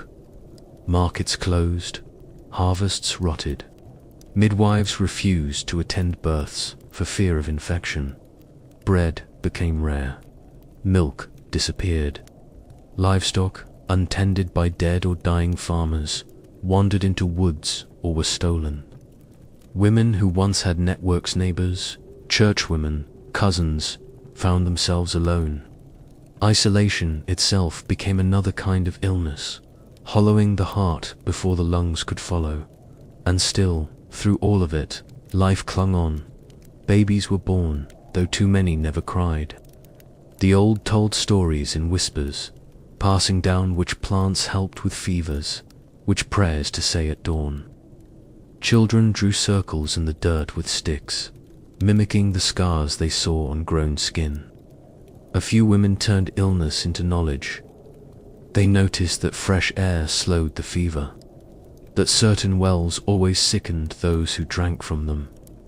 They began to refuse rotten meat even when starving. They insisted on boiling water before using it. These were not great discoveries by scholarly measure, but they mattered. They saved lives. In monasteries, nuns recorded the symptoms. Some even left behind careful illustrations, buboes shaped like black coins, tongues swollen and blue, eyes rolled back in fever. These were passed on, shared in quiet circles when new fevers rose. A kind of hidden medicine was born in these moments, recognized by doctors, but rooted in practice, in desperate observation. Women bore not only the disease, but the memory of it. They told their daughters how to recognize the sound of the dying, how to pack a wound, how to burn bedding without shame. They taught them when to flee and when to stay. In ruined towns, they rebuilt not just walls, but rituals. They taught children to wash their hands after tending pigs, to keep water away from waste, to boil everything. These fragments of wisdom became the scaffolding of future health. But even these fragile gains came at a cost. The toll disease took on women during wartime was not just physical, it was erasure. They were buried without names, mourned without markers, their work feeding the fevered, burning the dead, comforting. The dying went unrecorded, as though it had been the wind, and not their hands, that carried life through the pestilent dark. And still, the next war would come, and with it, the next disease. The patterns would repeat, but some of the women would remember, and through them, a quiet, defiant thread of survival would be passed on, not written, not praised, but endured. If disease marked the long suffering of those who remained exposed, then siege marked the slow strangulation of those who had once believed they were safe. Within high stone walls and beneath towering gates, townsfolk clung to the hope that height and mortar might spare them. But hope, like flour, runs thin when nothing comes in, and everything must be measured by the finger and breath. Women and children who had fled to walled cities in search of protection found themselves instead imprisoned in places that turned inward, where famine grew in corners and suspicion thickened like smoke. Sieges rarely announced themselves suddenly. Rumors crept in first. Traders went quiet. Roads emptied. Men whispered of armies moving across the countryside. And then, one morning, the gates would not open. Watchmen posted at all hours. Barrels of pitch hauled to the towers. Carts overturned to block alleyways. Then came the muffled panic in the streets, women pushing to secure grain before the last stores were locked away. Mothers counting their children and holding them too tightly. Older girls searching for water before the wells became crowded. The soldiers on the walls prepared for arrows and flame, but inside the city, it was the quiet chaos of survival that set in. At first, the fear was manageable. The baker rationed his loaves. The priests held mass twice daily and reassured the faithful. Criers went street by street, reciting the governor's proclamation. Stores had been counted. Walls were strong, God was with them. And yet, beneath the proclamations, women knew what these proclamations meant, that something had ended. Time became warped inside besieged walls. Every day was a test of how long you could wait, how little you could eat, how many times you could swallow down the same lies before silence became more honest than comfort. The first to feel the grip were the mothers. Infants suckled longer than they should, no longer out of hunger, but out of despair. Milk ran dry, and the children screamed with hollow mouths. The lucky ones had lentils or barley still tucked away, soaked and softened with water, mashed to a paste and fed by finger or spoon. The less lucky tried to stretch broth from bones that had already been boiled twice. What remained of the city's food was placed under guard. Grain stores were locked and watched. Disputes broke out over sacks of rye, dried fruit, salt. Some women traded their jewelry, their family Bibles, their husbands' boots, anything to keep a day's food coming. Within a few weeks, meat disappeared. Dogs were the first to vanish. Then the cats, rats multiplied, emboldened by the stillness, until they too became prey. Pigeons were caught on rooftops, their feathers plucked in haste and the meat boiled into greasy stews. Children were sent to hunt insects. Beetles were ground into flour. Worms roasted over ash. No one spoke of it with pride. It simply became routine. The air changed. It began to stink not with rot, but with the sweat of close bodies and the fear of dying slowly. Cellars became bunkers, and once lively courtyards grew quiet as people remained inside, conserving strength. Public fountains, once symbols of prosperity, grew cloudy. Water became suspect. Women boiled it obsessively, when firewood could still be found. By the second month, most fires were cold. The wood was gone, burned not just for cooking, but to warm the dying. Furniture was torn apart. The beams from storerooms fed the last flames. Smoke curled from chimneys like breath from a dying mouth. Disease returned as if summoned, thriving in the close-packed rooms and the unwashed limbs of those too weak to move. Lice spread unchecked. Scabies burrowed into skin. Pustules erupted on necks and groins. Fevers burned out the strength that starvation had not yet stolen. Women tried to care for their families, but they too grew thin, their hands trembling with every cup of broth offered. Herbal cures were hoarded like gold, but most were powerless. People whispered about those who had begun to drink urine, convinced it had curative properties. Others began to talk of visions of saints appearing in dreams, of angels counting the dead. Faith became both solace and sickness. Suspicion soon followed. Within the cramped districts, every stranger became a threat. Stories of treachery circulated. Someone had tried to open the gate at night. Another had lit a fire that signaled to the enemy. No one needed proof. Panic was proof enough. Accusations became common. A man was dragged from his home by neighbors who believed he had stolen from the grain store. His wife screamed for mercy, but no one listened. He was hanged in the square, before anyone bothered to check if the food was even missing. A week later, his widow starved to death, and her children vanished. In some cities, military law took brutal hold. Commanders feared morale would crumble, and so they enforced discipline with displays of power. A woman caught hoarding onions was paraded naked through the streets before being lashed in front of the church. A boy who had traded his father's helmet for a basket of bread was thrown from the battlements. These acts were not just punishment, they were warnings. Yet even these terrors did not prevent the quiet betrayals, the desperate bargains, the backroom trades for food, warmth, protection. When starvation tightens its grip, the line between dignity and survival dissolves. One of the cruelest forms of suffering belonged to the mothers who could no longer feed their children.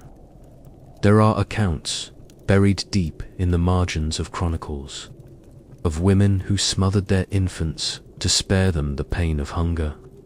Others left babies at the church door, hoping God or someone inside would do what they could not. Some tried to barter them, offering girls as future wives in exchange for a loaf, or boys as apprentices to anyone who had a little porridge to spare. These were not monsters. They were mothers who had reached the end of what the body and spirit could endure. Their faces do not appear in stained glass or sculpture, but they walked among the holy just the same.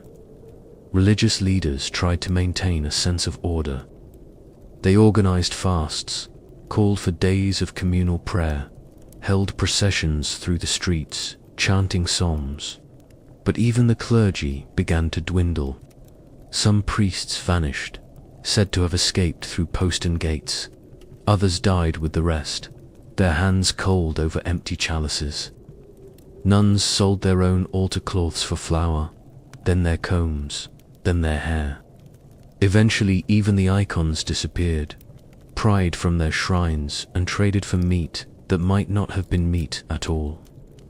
Stories from later chroniclers speak of worse, of mothers boiling leather belts into soup, of candles made from tallow being chewed, of grave robbers exhuming corpses for anything usable, shoes, buttons, the final traces of marrow. Cannibalism remained a taboo too shameful to record directly, but hints echo in the silences of medieval writing. A merchant's diary mentions the disappearance of several children, followed by an entry that simply reads, "No one asks anymore." Another report from a siege in France records bones found charred and cracked near what had once been a schoolhouse. Whether these were fuel or food is never made clear. Even those not starving faced ruin in other forms. Girls were increasingly sent out to tempt enemy soldiers, hoping to barter their bodies for crusts of bread or news of relief. They were not spies or harlots by nature. They were daughters and sisters turned into pawns by circumstances too cruel to defy. Some never returned. Others came back bruised, filthy, fed and ashamed. The city took their sacrifice in silence, and still, life clung. Even in the slow collapse, mothers sang lullabies at night, their voices thin but steady. Children carved shapes into the frost on the window panes. Lovers found time, hidden in cellars, for one more kiss. Not out of hope, but out of refusal to die without having once again tasted something warm, even if only briefly. When the siege finally broke, whether by surrender, escape, or salvation, the survivors emerged like ghosts. Skin clung to bone. Eyes had forgotten how to weep. A few carried rags, wrapped tightly around what little they still owned. Most carried nothing. The children no longer asked questions. They simply followed. The victors, if they entered, found not a city but a graveyard. The homes they plundered held no gold, only silence. They mocked the survivors, then pitied them, then grew afraid because, in those faces, they saw what war truly meant. Not glory or banners, but the slow ruin of the innocent behind walls built not just of stone, but of desperation. No records counted how many women died in sieges. They were not knights. They were not names in treaties. They were not tallied among the honored dead, but they endured the hardest battles of all, the ones fought in dark kitchens, cold churches, and narrow alleys, with no sword, no shield, only the quiet refusal to give up. In surviving, they resisted, and in remembering them, we are forced to confront the true cruelty of war, not its battles, but the daily suffering of those trapped in the waiting dot, to those who endured the slow collapse behind city walls. One might think the lifting of a siege would promise reprieve, but across wide regions of medieval Europe, there were places where the gates never closed because the danger never came from a single army. It came from belief itself. The shape of war transformed when violence wrapped itself not just around land or power, but around the soul. And for women and children, whose faith was often assumed but never respected, the threat took on a new and terrifying form. It wasn't just about whether one would live or die, but whether salvation itself might be denied, or worse, forcibly rewritten in the moment before death. Religious wars bled across centuries like slow, poisonous rivers. In southern France, the Albigensian Crusade erupted not against foreign armies, but against the people who lived and prayed in the same towns as their attackers. Declared by Pope Innocent III in the early 13th century, it sought to eliminate the Cathars, a dualist sect whose beliefs clashed with the rigid structures of church doctrine. But for all its rhetoric of purifying heresy, what unfolded was not simply spiritual correction. It was blood rivers of its build in churchyards, marketplaces, homes, and fields, and the targets were not merely preachers or heretical bishops. They were entire villages, entire families, raised under banners of righteousness. Women and children did not stand apart in these wars. They were not bystanders. They were, in the eyes of crusading armies, infected vessels, and witting carriers of false belief. One chilling example remains etched into the record: the massacre at Béziers in 1209. As soldiers approached, towns of them neither Cathar nor combatant fled into the city's churches, believing sanctuary might still be sacred. But Arnaud Amalric, the papal legate, reportedly uttered the infamous instruction, "Kill them all. God will know his own." When the army breached the walls, it slaughtered indiscriminately. Entire families were butchered. Infants were torn from arms and cast into the flames. Pregnant women were cut down beside altars. The line between heretic and believer vanished the moment faith became a weapon. For those who survived the initial wave of violence, what followed was often no kinder.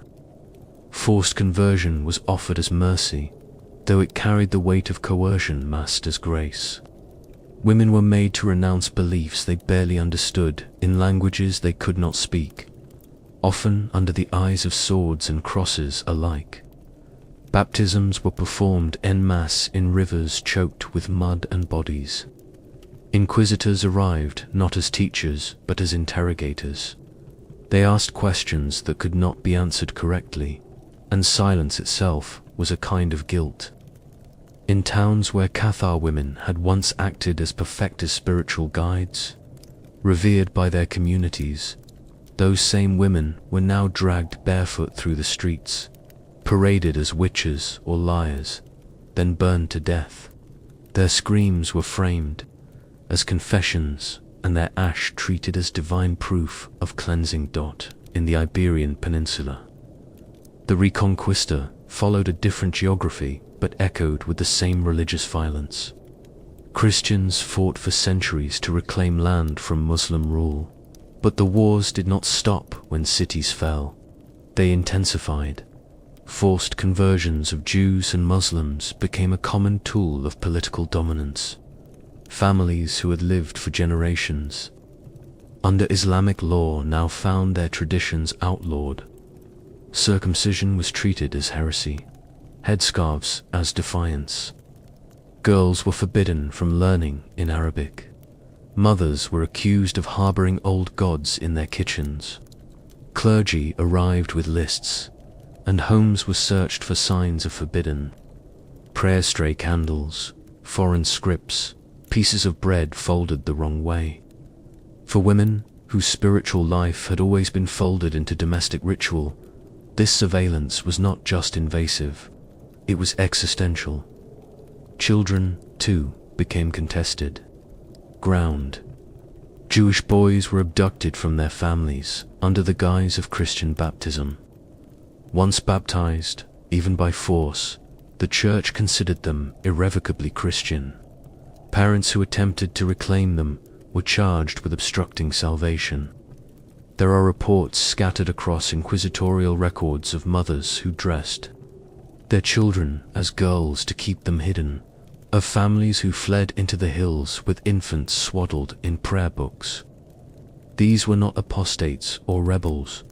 They were simply people trying to keep their homes intact, their faith unbroken, their families whole. As the Inquisition grew in power, torture became a regular feature of religious enforcement. And while men were often subjected to brutal interrogations, stretching, burning, starvation, women were also attacked through their bodies in ways specific to their gender. Accusations of witchcraft bled into charges of heresy. A woman who nursed an ailing neighbor might be called a consorter with demons. A midwife who failed to deliver a healthy child could be tortured for having killed a Christian soul. Inquisition records from Aragon to Luzon, Castile, record the use of red-hot tongs, breast mutilation, vaginal probes, methods designed not simply to extract truth, but to destroy the body as a temple of presumed corruption. This was the dark intersection of religion and patriarchy, where spiritual terror aligned perfectly with social control. Women, who held no official power in religious hierarchies, became the ideal targets for accusations and punishments. Their pain was considered purgative. Their silence, when it came, was framed as proof of guilt or demonic possession. And children, born from families accused of heresy, carried the stain long after death. They were denied Christian burial. Their names were stricken from records. In some towns, mass graves were created not just for the heretics, but for their descendants' entire bloodlines, erased in the name of doctrinal purity. Yet even within this nightmare, moments of resistance surfaced like stubborn flowers in scorched fields. In Montsegur, besieged by crusaders, 200 Cathars refused to renounce their faith. They were burned alive in a communal pyre, singing until their lungs gave out. Among them were women who had served as spiritual guides, women who had memorized entire gospels in secret, women who whispered songs of defiance to their children while the flames rose around them. In Cordoba, Muslim women taught their daughters forbidden prayers at night, reciting by candlelight even after churches had been built over their mosques. In Toledo, Jewish mothers preserved their heritage in lullabies, disguising sacred Hebrew within folk songs so that the melody itself became a form of memory. Some survived by shape-shifting, by adopting the customs of their conquerors while keeping fragments of their past hidden in rituals. How bread was broken, how water was poured, how certain days were kept quiet. They became double beings, forced to live two spiritual lives, the one they showed and the one they kept buried. But the toll of such lives was heavy. Women bore the pressure of transmitting hidden faith, but also the guilt of survival. They knew their silence had bought time, but it had cost them truth, and in their children's eyes, they sometimes saw questions they could never answer. Clerical records celebrated conversion statistics, but the real stories lived between the margins, in the faded letters, the confessions made under duress, the prayers whispered into pillowcases soaked with tears. The church viewed its work as purification, but to the people on the receiving end, it was erasure. And when erasure failed, it became massacre. In the countryside, the violence was often sudden and indiscriminate. A village suspected of harboring heretics might wake to the sound of armored horses, their breath fogging in the morning air. Soldiers, carrying both crucifixes and torches, demanded obedience. Those who fled were hunted. Those who stayed were questioned, then punished. Women were tied to posts and beaten until they named names, real or invented. Children were separated from their mothers and brought to monasteries for forced re-education. The ones who cried too loudly were labeled possessed. In one account from Languedoc, a 5-year-old girl was condemned as a budding heretic because she recited a Cathar prayer she had heard her grandmother say.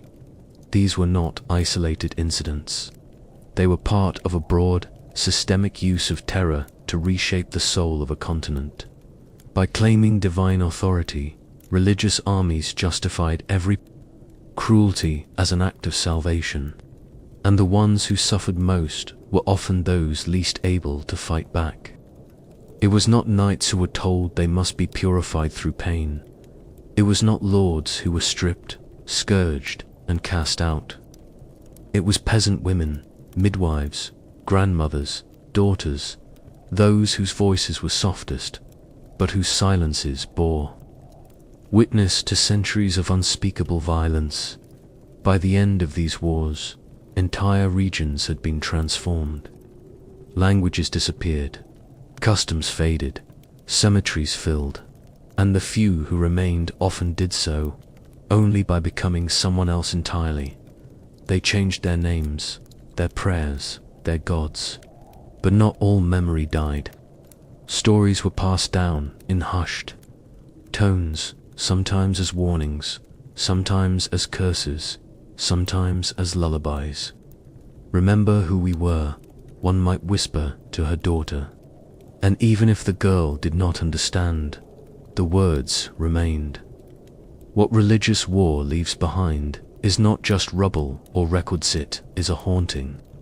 The haunting of voices never heard in court, of children baptized in fear, of women who died knowing their beliefs would be smeared as madness or lies, and that haunting never left the soil. It settled into the dust of old churches, into the stones of empty synagogues, into the wind that passes over forgotten pyres. Even now, in quiet corners of Europe, there are places where the light falls, strangely where it feels as if someone is still listening, still waiting, still weeping for a truth no longer allowed to speak its name. If war sought to purge souls through blood, then its final work was done not on the battlefield, nor in the ashes of burned villages or the rubble of shattered altars, but deep inside the minds of those who survived. What remained when swords were sheathed and crusades were declared victorious was not peace, but the slow, insidious corrosion of the self.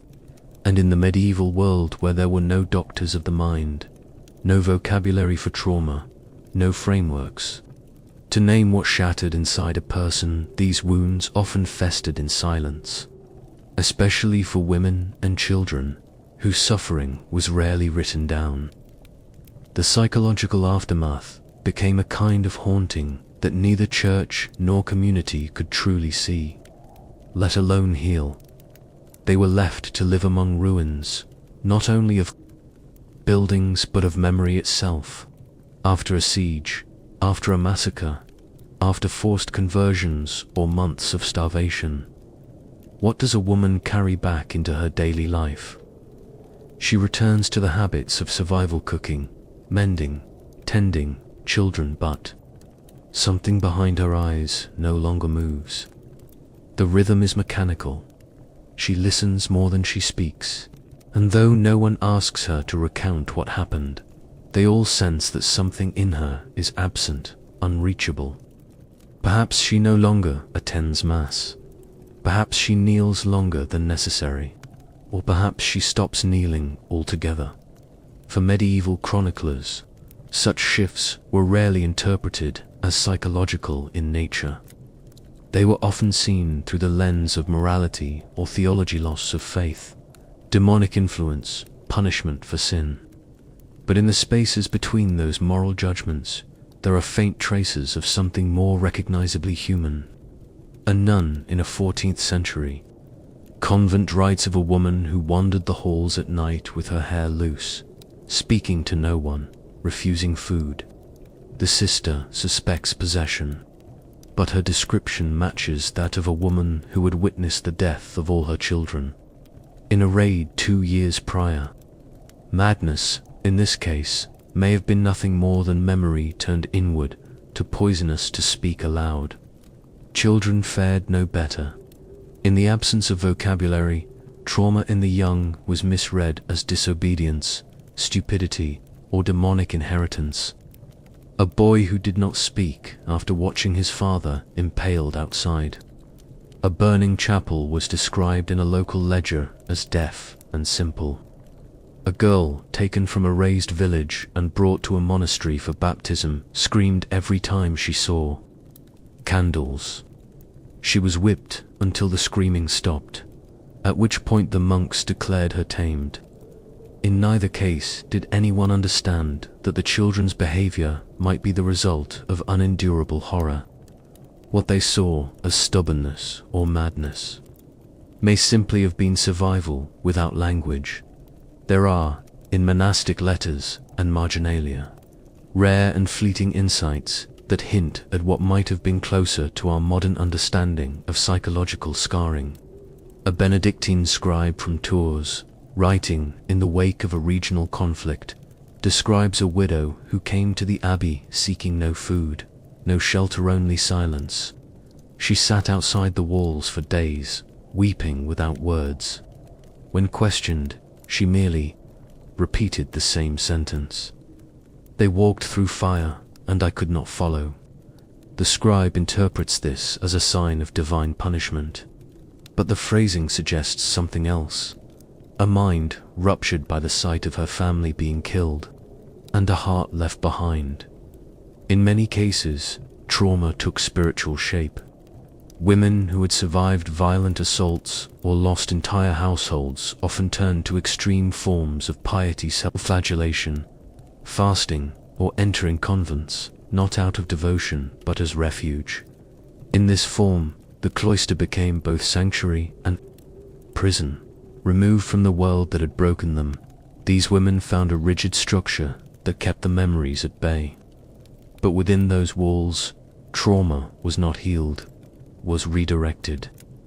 Visions of demons, episodes of possession, stigmata, and ecstatic suffering became ways to explain what they themselves could not understand. God was the only lens allowed for pain, and so he became the explanation for everything. But not all turned to faith. Some turned inward, retreating into silence so deep it outlasted entire lifetimes. In a small parish in Flanders, a priest noted a woman who, after surviving the sack of her village, never spoke again. She was taken in by her cousin, who described her as awake but not present. She did not scream or cry. She followed simple instructions, but she never looked anyone in the eyes.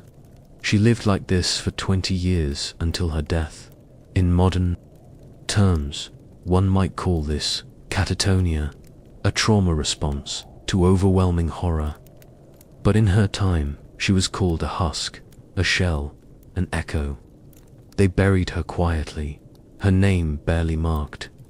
These states of detachment, numbness, or what would now be called dissociation were widespread but invisible.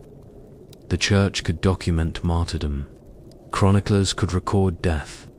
But who recorded the woman who woke every night with the taste of blood in her mouth and no idea why? Who remembered the child who flinched at the crackle of a hearth because it reminded him of burning walls? Who wrote about the girls who stopped speaking because silence was the only defense they had left? Even in literature, echoes of trauma emerge beneath the surface. In Shangsong poetry and ballads, one sometimes finds women characters who appear mad with sorrow, walking barefoot through snow, muttering to themselves. These are tropes, to be sure, but they draw from reality. They reflect a cultural awareness that grief could undo a person's mind. And though these portrayals are stylized, they offer insight into a common truth that mental wounds were recognized. Even if misunderstood, trauma could also manifest in physical illness. The medieval world did not separate body and soul, and so many psychological responses were experienced as bodily afflictions. Women complained of freezing hearts, of a blackness in the chest, of limbs that would not move though uninjured.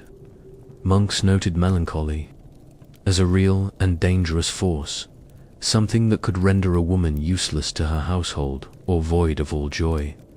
In some cases, physicians attempted treatments, bloodletting, herbal tonics, or trepanation, but most often such women were either ignored or labeled cursed. And yet, they endured. Women carried their trauma into every task, into the kneading of bread, the weaving of cloth, the care of orphaned children not their own. They raised sons after watching their husbands die. They nursed the sick, even while hearing again and again the screams of those they could not save. Their strength was not stoic, it was fractured, it was desperate, it was survival, performed again and again in small, thankless rituals. Children, too, adapted. Some became violent, reenacting war in their games, taking sticks as swords and dividing friends into crusaders and heretics. Others became silent shadows, clinging to their mother's skirts well past the age of weaning. The orphaned ones were often mistrustful, prone to sudden fits or melancholia. Some ran away, some vanished. A few became monastic novitiates at unusually young ages, not out of piety, but perhaps because a monastery's rules, however harsh, offered the only kind of order they could understand after chaos. What's striking, across the records that survive, is how often the mental toll was dismissed or spiritualized. There was little space for sympathy. A woman too changed by war might be accused of harboring guilt for imagined sins. A child rendered mute might be seen as a vessel for divine judgment. And those who broke completely, who wailed in the streets, who clawed at themselves, who tried to drown their memories in rivers or ale were often cast out, called lunatics or witches. They became the margins of society, forgotten except when they disrupted its calm. There are rare exceptions, brief flashes of compassion preserved in the writings of more observant souls. A Franciscan brother in Naples described a woman who had been raped and lost 3 children during an invasion. He watched her, months later, rocking an empty bundle as if it were a baby. "The wound is not of the body," he wrote, "but of the memory, and it bleeds daily." He did not know what to call it. He had no word for what she suffered. But he saw it, and he recorded it, and in doing so, he left behind a witness. That absence of language was perhaps the most cruel. Without names for their pain, the wounded had no way to justify it, not to others, not even to themselves. They suffered in isolation, believing their grief made them weak or sinful or possessed. And yet, in the very act of surviving, they resisted. They preserved stories in gesture, in caution, in the ways they raised their children or avoided certain roads at night. Trauma became culture. It was encoded into lullabies that warned of raiders, into prayers muttered at the sight of strangers, into the way a mother might teach her daughter to stay near, to listen for hoofbeats, to never trust peace. These were not just relics of fear, they were the aftershocks of catastrophe. War did not end when treaties were signed or enemies withdrawn. It lived on in minds that could not forget, in hearts that would not beat normally again. It shaped generations, even if no one spoke its name. And while medieval Europe lacked the tools to understand trauma as we do today, the evidence of it lies everywhere, in the gaps of chronicles, in the silences of court records, in the half-mad figures who wander through old poems and forgotten sermons. The church, with all its rituals, tried to heal through confession, through penance, through pilgrimage. But how does one confess an injury with no sin attached?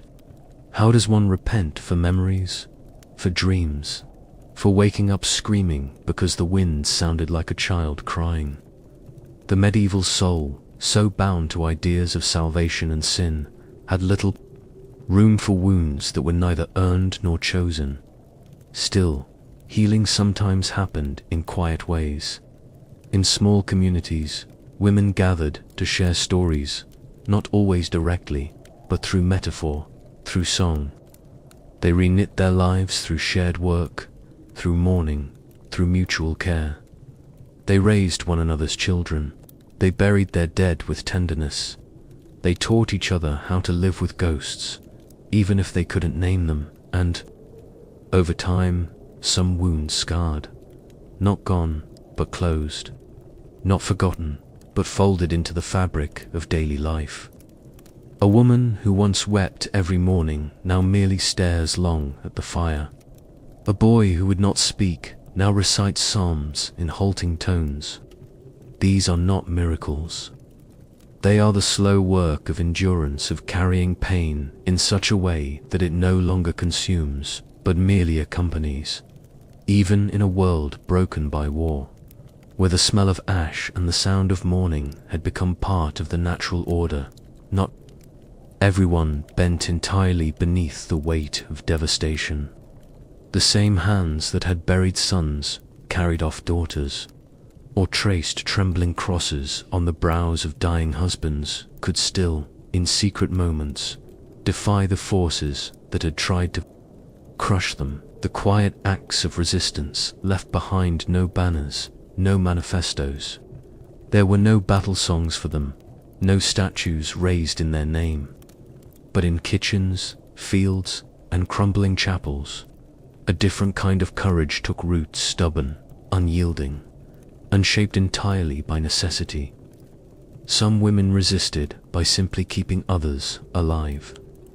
In villages where granaries had been burned or stolen by passing soldiers, it was often the older women who took it upon themselves to forage in the margins, plucking bitter herbs from under hedges, trapping small game at night, risking the wrath of occupying forces to sneak beyond curfews and return with handfuls of sustenance. These were not grand rebellions. They were decisions made again and again to do what the day demanded. When all else had been lost, survival itself became a form of defiance. Feeding a child, hiding a fugitive, slipping past a guard to find one. More unional, these things became acts of unspoken rebellion. They knew what was at stake. Punishment was often swift and brutal. Beatings, public humiliation, even execution. Still, women took the risk, especially when no one else could afford to. Soldiers often underestimated them, saw them as harmless, burdened by children, too, wrapped in domestic labor to be dangerous. This underestimation became a shield, and they learned to use it. A matron with a basket of bread could walk through a checkpoint unnoticed, even if the bread hid messages. A young girl with pails of water might pass through enemy lines to warn of an incoming raid. Resistance wore many faces, most of them unremarkable to the casual eye. In some cases, entire households became shelters. A widow who had already lost. Her sons might feel she had nothing else to fear, and so she let strangers into her cellar. A midwife might treat the wound of a fleeing rebel, stitching his flesh in a barn while her children stood watch. These stories were rarely written down. The chroniclers of war looked to kings, to commanders, to saints and devils. But the woman who lit a lamp for a man on the run, who boiled linen to wash his wounds, was also altering the course of history, just in a way that left no trail, even within cities under siege or occupation. Women found ways to reclaim slivers of control. When markets collapsed and the coin had lost its value, they bartered in secrets, in favors, in bread baked with smuggled flour. Some kept ledgers hidden behind crumbling hearthstones, tracking who owed what, not for profit, but to keep a thread of community intact. These informal economies were born of desperation, but sustained by a fierce commitment to order, to fairness, to memory. They were run by women who had no title, no authority, and yet whose word became law in the absence of governance. Resistance could take the shape of ritual, too. In places where churches had been desecrated or priests fled, women continued rites. As best they could, they gathered in hidden corners to baptize babies, to say prayers for the dead, to mark the passing of seasons with offerings of fruit or flowers. In doing so, they preserved something older than armies, the sense that life had meaning, that cycles could continue even when empires broke apart. In a burned-out chapel with no roof and only one standing wall, a group of mothers might gather and hum a hymn through cracked lips. That song, barely audible and never written down, could be a form of refusal, a quiet insistence that they would not forget who they were. And not all defiance was gentle. In some places, women turned to more direct means. There are scattered accounts of peasant wives poisoning soldiers who had taken residence in their homes, using herbs harvested under the pretense of gathering food. A woman in Burgundy reportedly baked bread laced with hellebore and served it to the mercenaries who had raped her sister. The story passed through whispers, never confirmed, never punished. Another tale tells of a laundress who drowned a guard in a wash basin after he tried to force himself on her. Such acts, if real, were seldom celebrated. They were considered monstrous, the stuff of cautionary tales. Yet they too were born of a desire not merely to survive, but to reclaim something stolen. Children, especially girls, were taught to observe closely and to remember. Older women passed down more than recipes. They passed down survival strategies. How to hide food where rats wouldn't find it.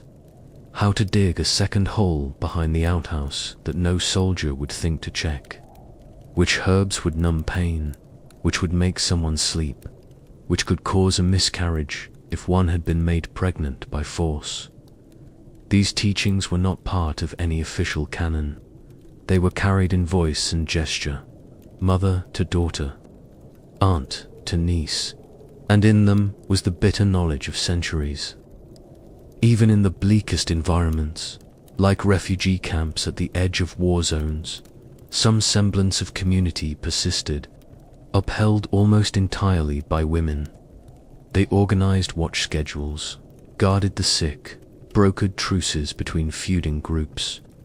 In makeshift villages built from canvas and scavenged timber, they created new hierarchies, ones based not on land or title but on resilience and trust. In such places, a woman's status might depend not on who her husband had been, but on whether she knew how to deliver a baby, negotiate with soldiers, or make soap from ashes and lard. These roles became the scaffolding for a new kind of society, built under the constant threat of collapse. Songs and stories played a role as well. Women reshaped the narrative of events through lullabies, proverbs, and whispered tales told at night.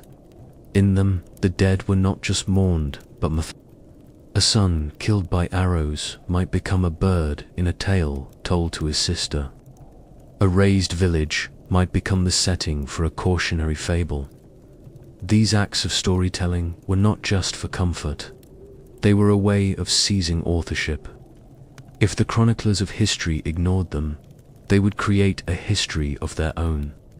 One passed not in books but in breath. Of course, resilience did not mean the absence of fear or grief.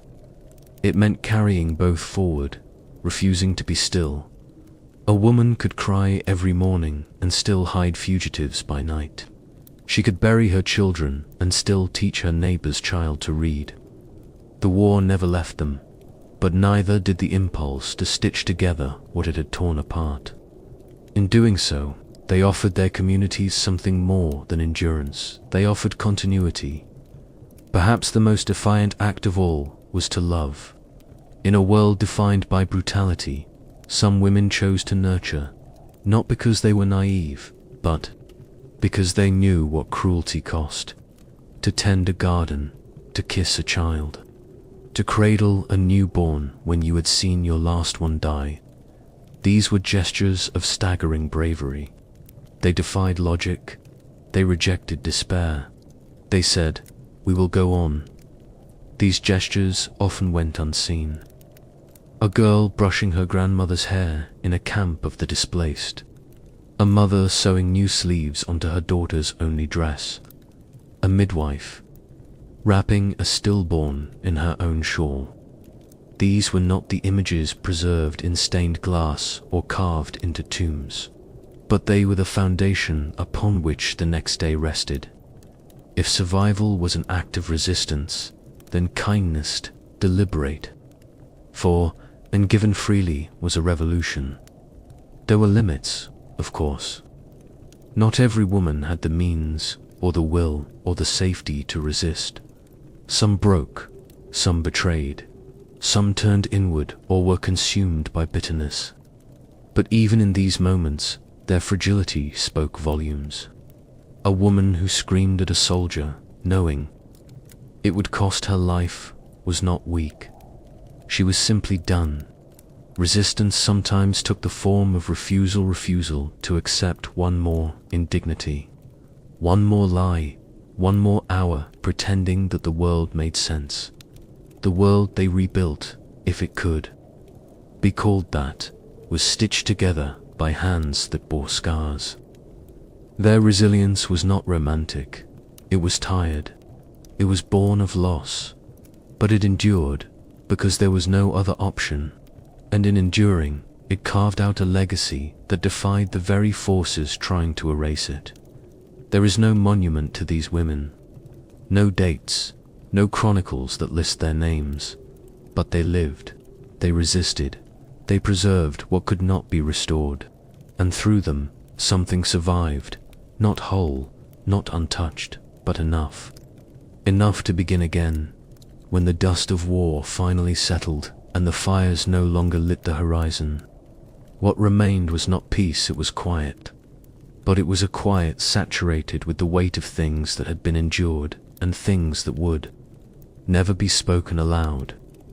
The women who had survived the war by hiding, by fleeing, by resisting, by losing everything emerged into a world that had no room and certainly no appetite for the stories they carried.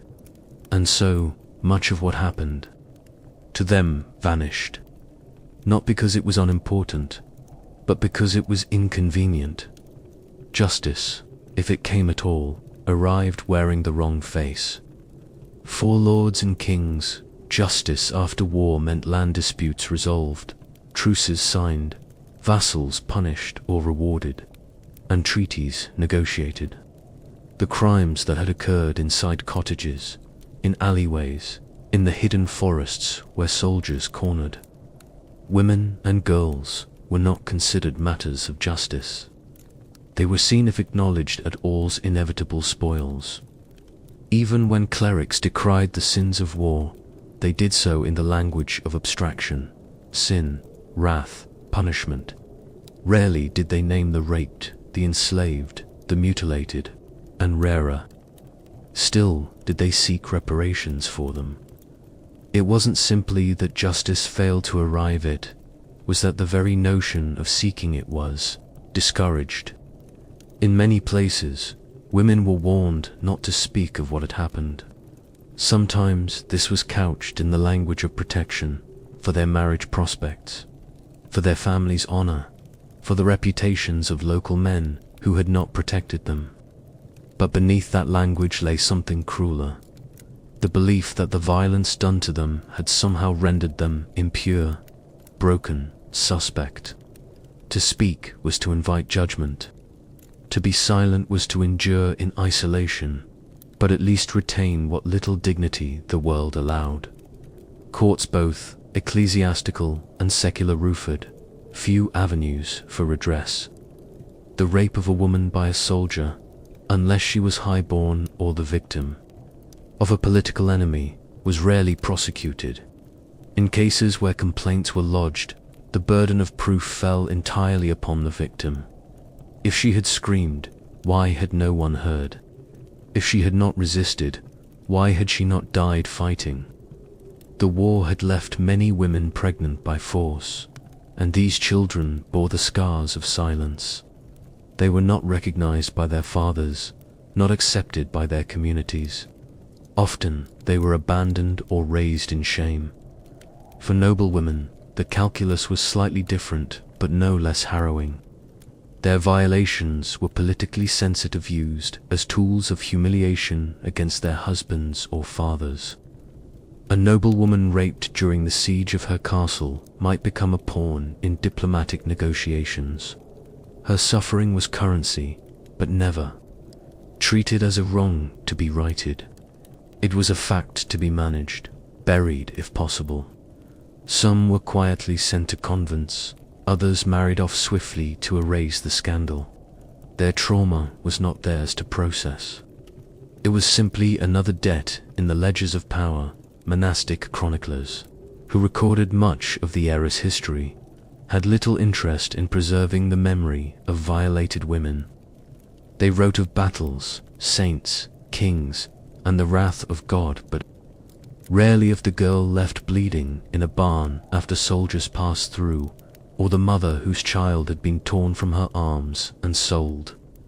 When they did mention such things, it was often with a clinical detachment or with moralizing horror, casting women as temptresses who had invited their fate, or as symbols of a fallen world. The individuality of the victim, her thoughts, her pain, her identity was stripped away.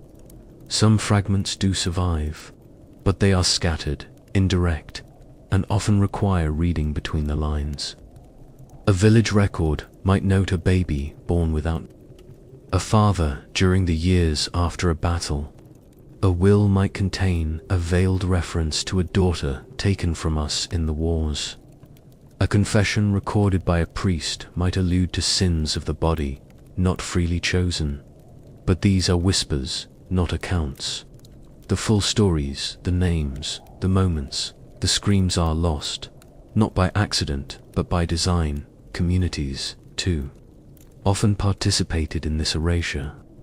In the aftermath of war, there was pressure to rebuild not just buildings and fields, but the illusion of moral order. Women who had been victims of sexual violence were frequently treated as symbols of the chaos that had to be put behind them. They were reminders of the community's failure to protect, of the soldiers who had once been welcomed, or of neighbors who had stood by. And so, they were pushed aside, asked to forget, even punished for speaking. The stigma could be lifelong. A woman known to have been raped might find herself unmarriageable, even if the attack had been public and brutal. She might be forced into poverty, servitude, or exile. Children born of rape were often refused inheritance, even if the mother had noble blood. Some were sent to monasteries. Others were raised in secret and told lies about their origins. The shame did not belong to the rapist, but to the woman and the child. The burden of carrying that shame fell squarely on their shoulders, while the perpetrators walked free. Silence, in many cases, became the only refuge. Women learned to tell partial truths, that their husbands had died, that their children were fatherless due to misfortune, that their scars came from illness. They buried what had been done to them because there was no room for it in the world that followed. And in doing so, they also buried any chance of justice not by choice, but by survival. The silence was not consent. It was armor, generations later. Even when descendants tried to piece together family histories, they found gaps where grandmothers and great-grandmothers had lived. No one spoke of what had happened to them. Diaries, if they existed, were guarded or destroyed. Oral traditions skipped over the war years. Questions were deflected with phrases like it was a bad time or we don't talk about that. The result was a historical landscape littered with absences, shaped as much by what was omitted as by what was recorded. There were a few exceptions, rare voices that broke through the silence. Some religious women, particularly in female-led convents, preserved letters or visions that hinted at the trauma of war. Hildegard of Bingdon, though writing in a more removed context, described visions of women's suffering as physical manifestations of a world disordered by sin and violence. Her work did not document specific cases, but it acknowledged that female suffering had cosmic weight. In some ways, it was one of the few places where pain was not minimized or dismissed. It was elevated to the realm of spiritual crisis. Likewise, certain mystics and anchoresses removed from public life and living in spiritual isolation, sometimes hinted at experiences of violation in their writings. These were usually couched in allegory Satan invading the body, the soul assaulted by dark forces, but beneath the theological language lay unmistakable allusions to real violence. These texts were not intended as records of war, but they preserve something that formal histories do not: the voice of a woman trying to make sense of what had been done to her in a world that refused to see.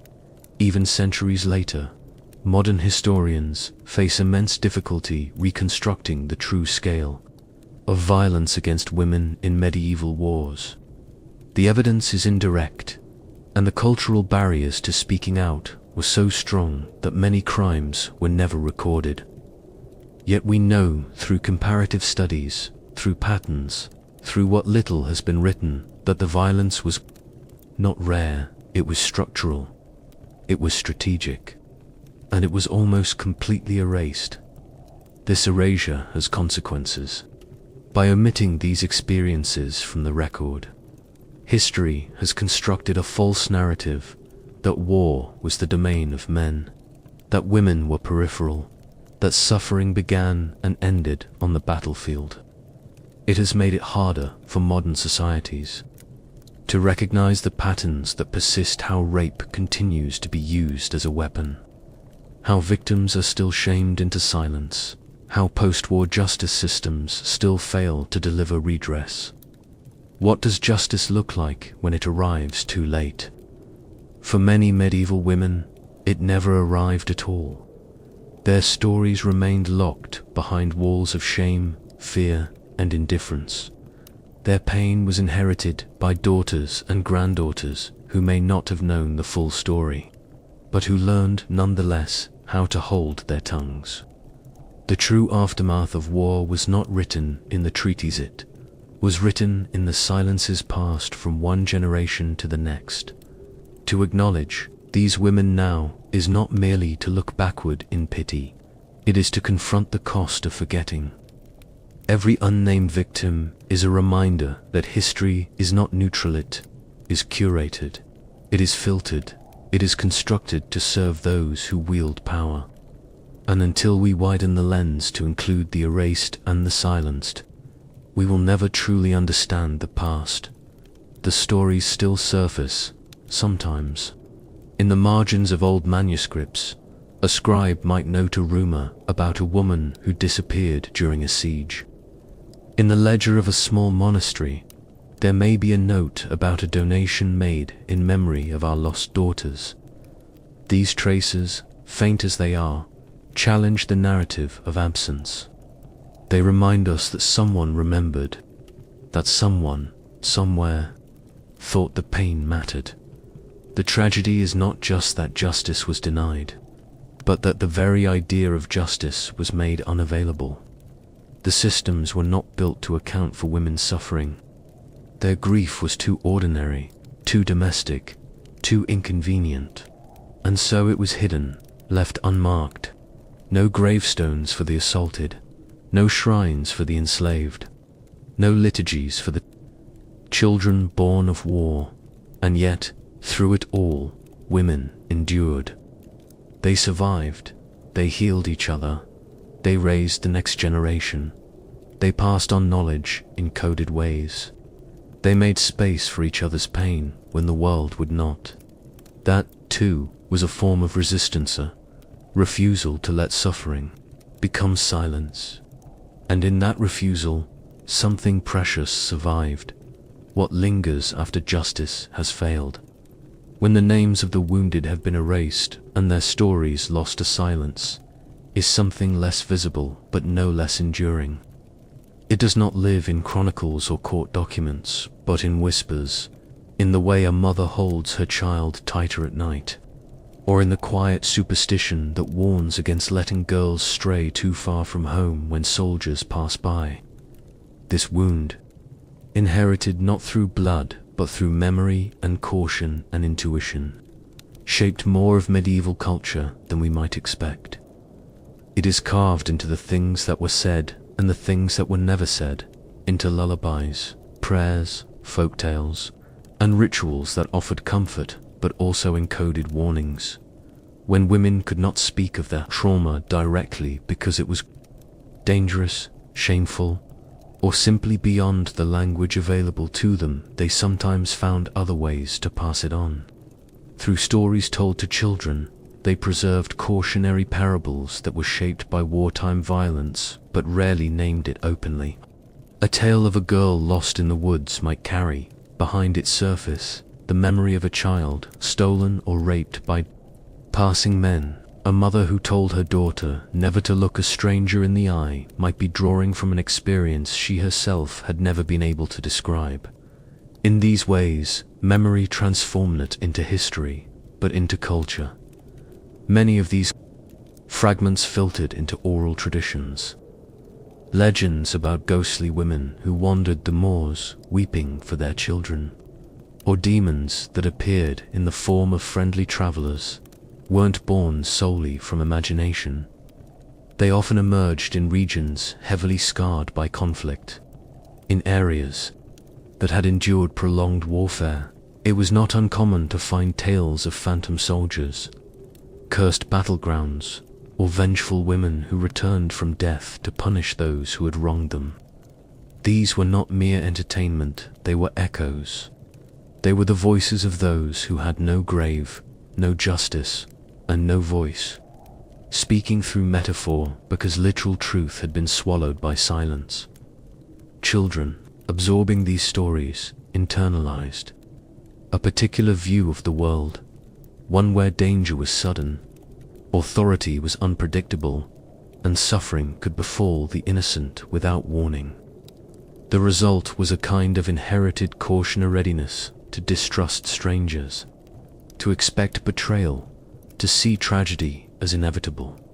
It wasn't paranoia. It was a learned survival, passed from those who had lived through war to those who might one day face its return. Even lullabies, meant to soothe, often contained strange shadows, warnings of wolves, of men on horseback, of being taken away in the night. The melodies were soft, but the messages were not. Religious practices, too, absorbed the residue of generational trauma. In communities that had been brutalized during wars, rituals took on new meanings. Fasting or flagellation might be understood not only as acts of piety, but as ways of mastering pain, of controlling the body in a world where control had once been stripped away.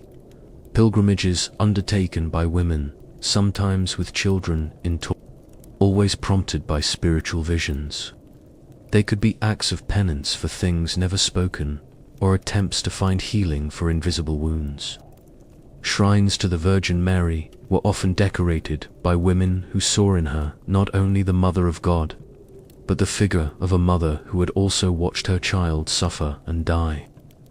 In her sorrow, they found a mirror for their own. The recurrence of Mary's image as the grieving mother was not an accident.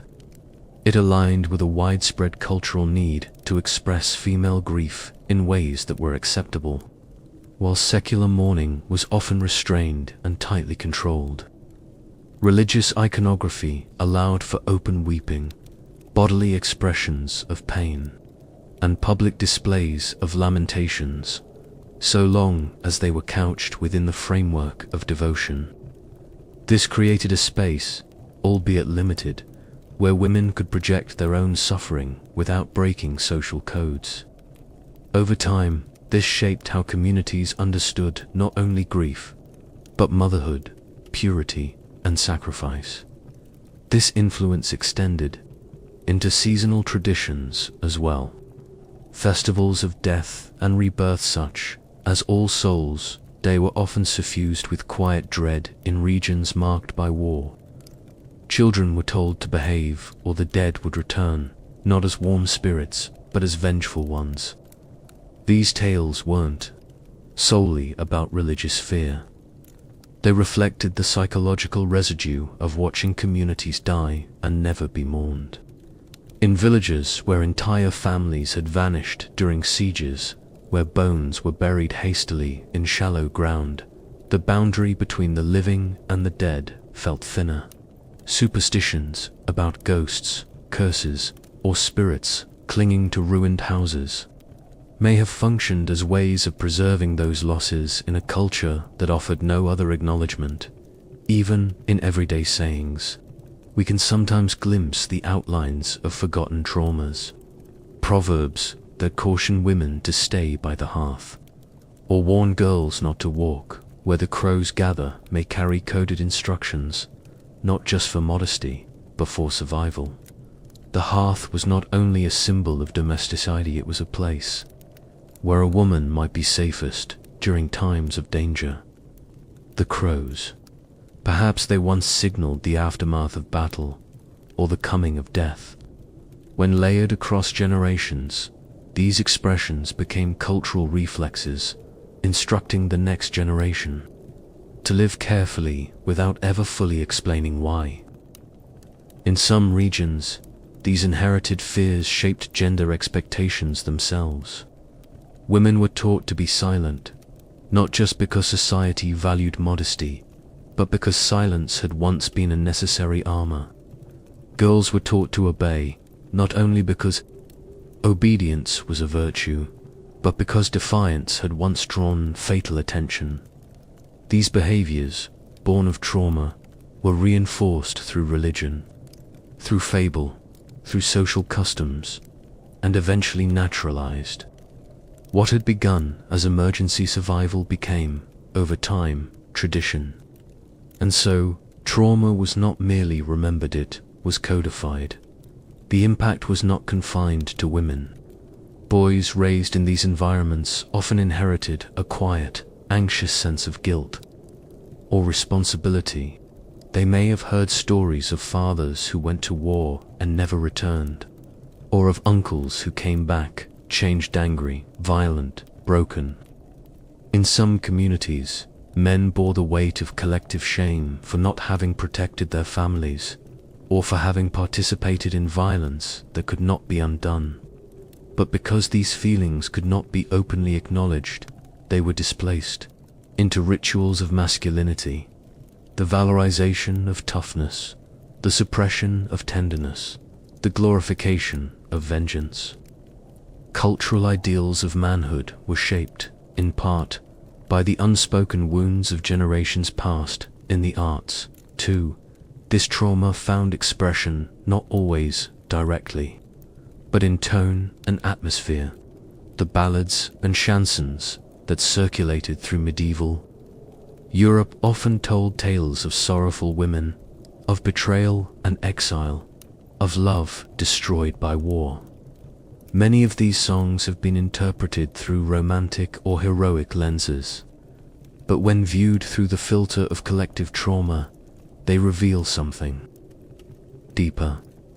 They are not simply tales of doomed lovers, they are cultural echoes of displacement, of homes destroyed, of lives interrupted by violence. Manuscripts copied in monasteries occasionally contain marginalia, small drawings or cryptic phrases, written in the corners that suggest a deeper emotional undercurrent.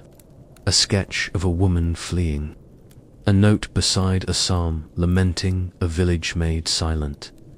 These are not official records, but they hint at personal memories smuggled into otherwise sterile texts. They offer a reminder that even in spaces dominated by men and institutions, there were moments when the private griefs of ordinary people crept in. What makes these cultural traces so powerful is their ambiguity. They don't tell us exactly what happened. They don't name names, but they preserve the emotional truth of a time when violence was commonplace and mourning was a luxury. They remind us that trauma, when it cannot be processed or spoken, does not disappear. It changes form.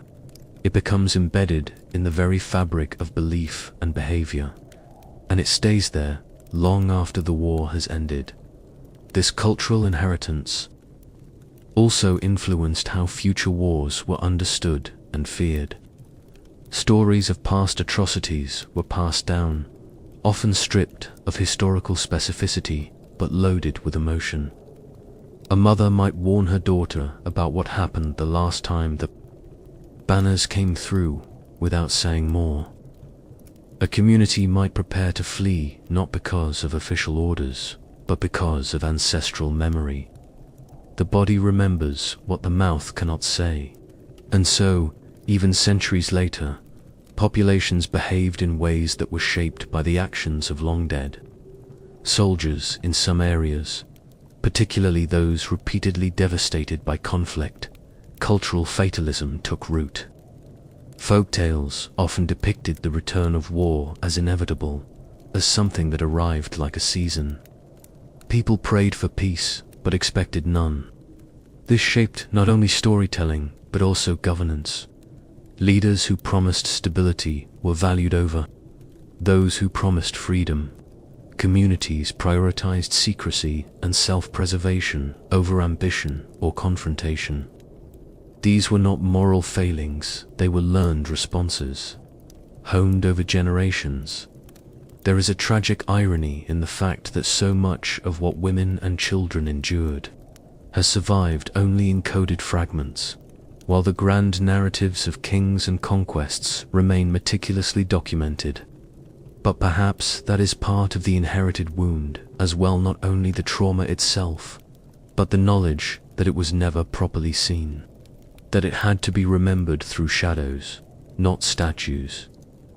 To recover these stories now is not to unearth facts in the traditional sense. It is to listen to what has been passed down between the lines, to interpret what culture has carried in place of history.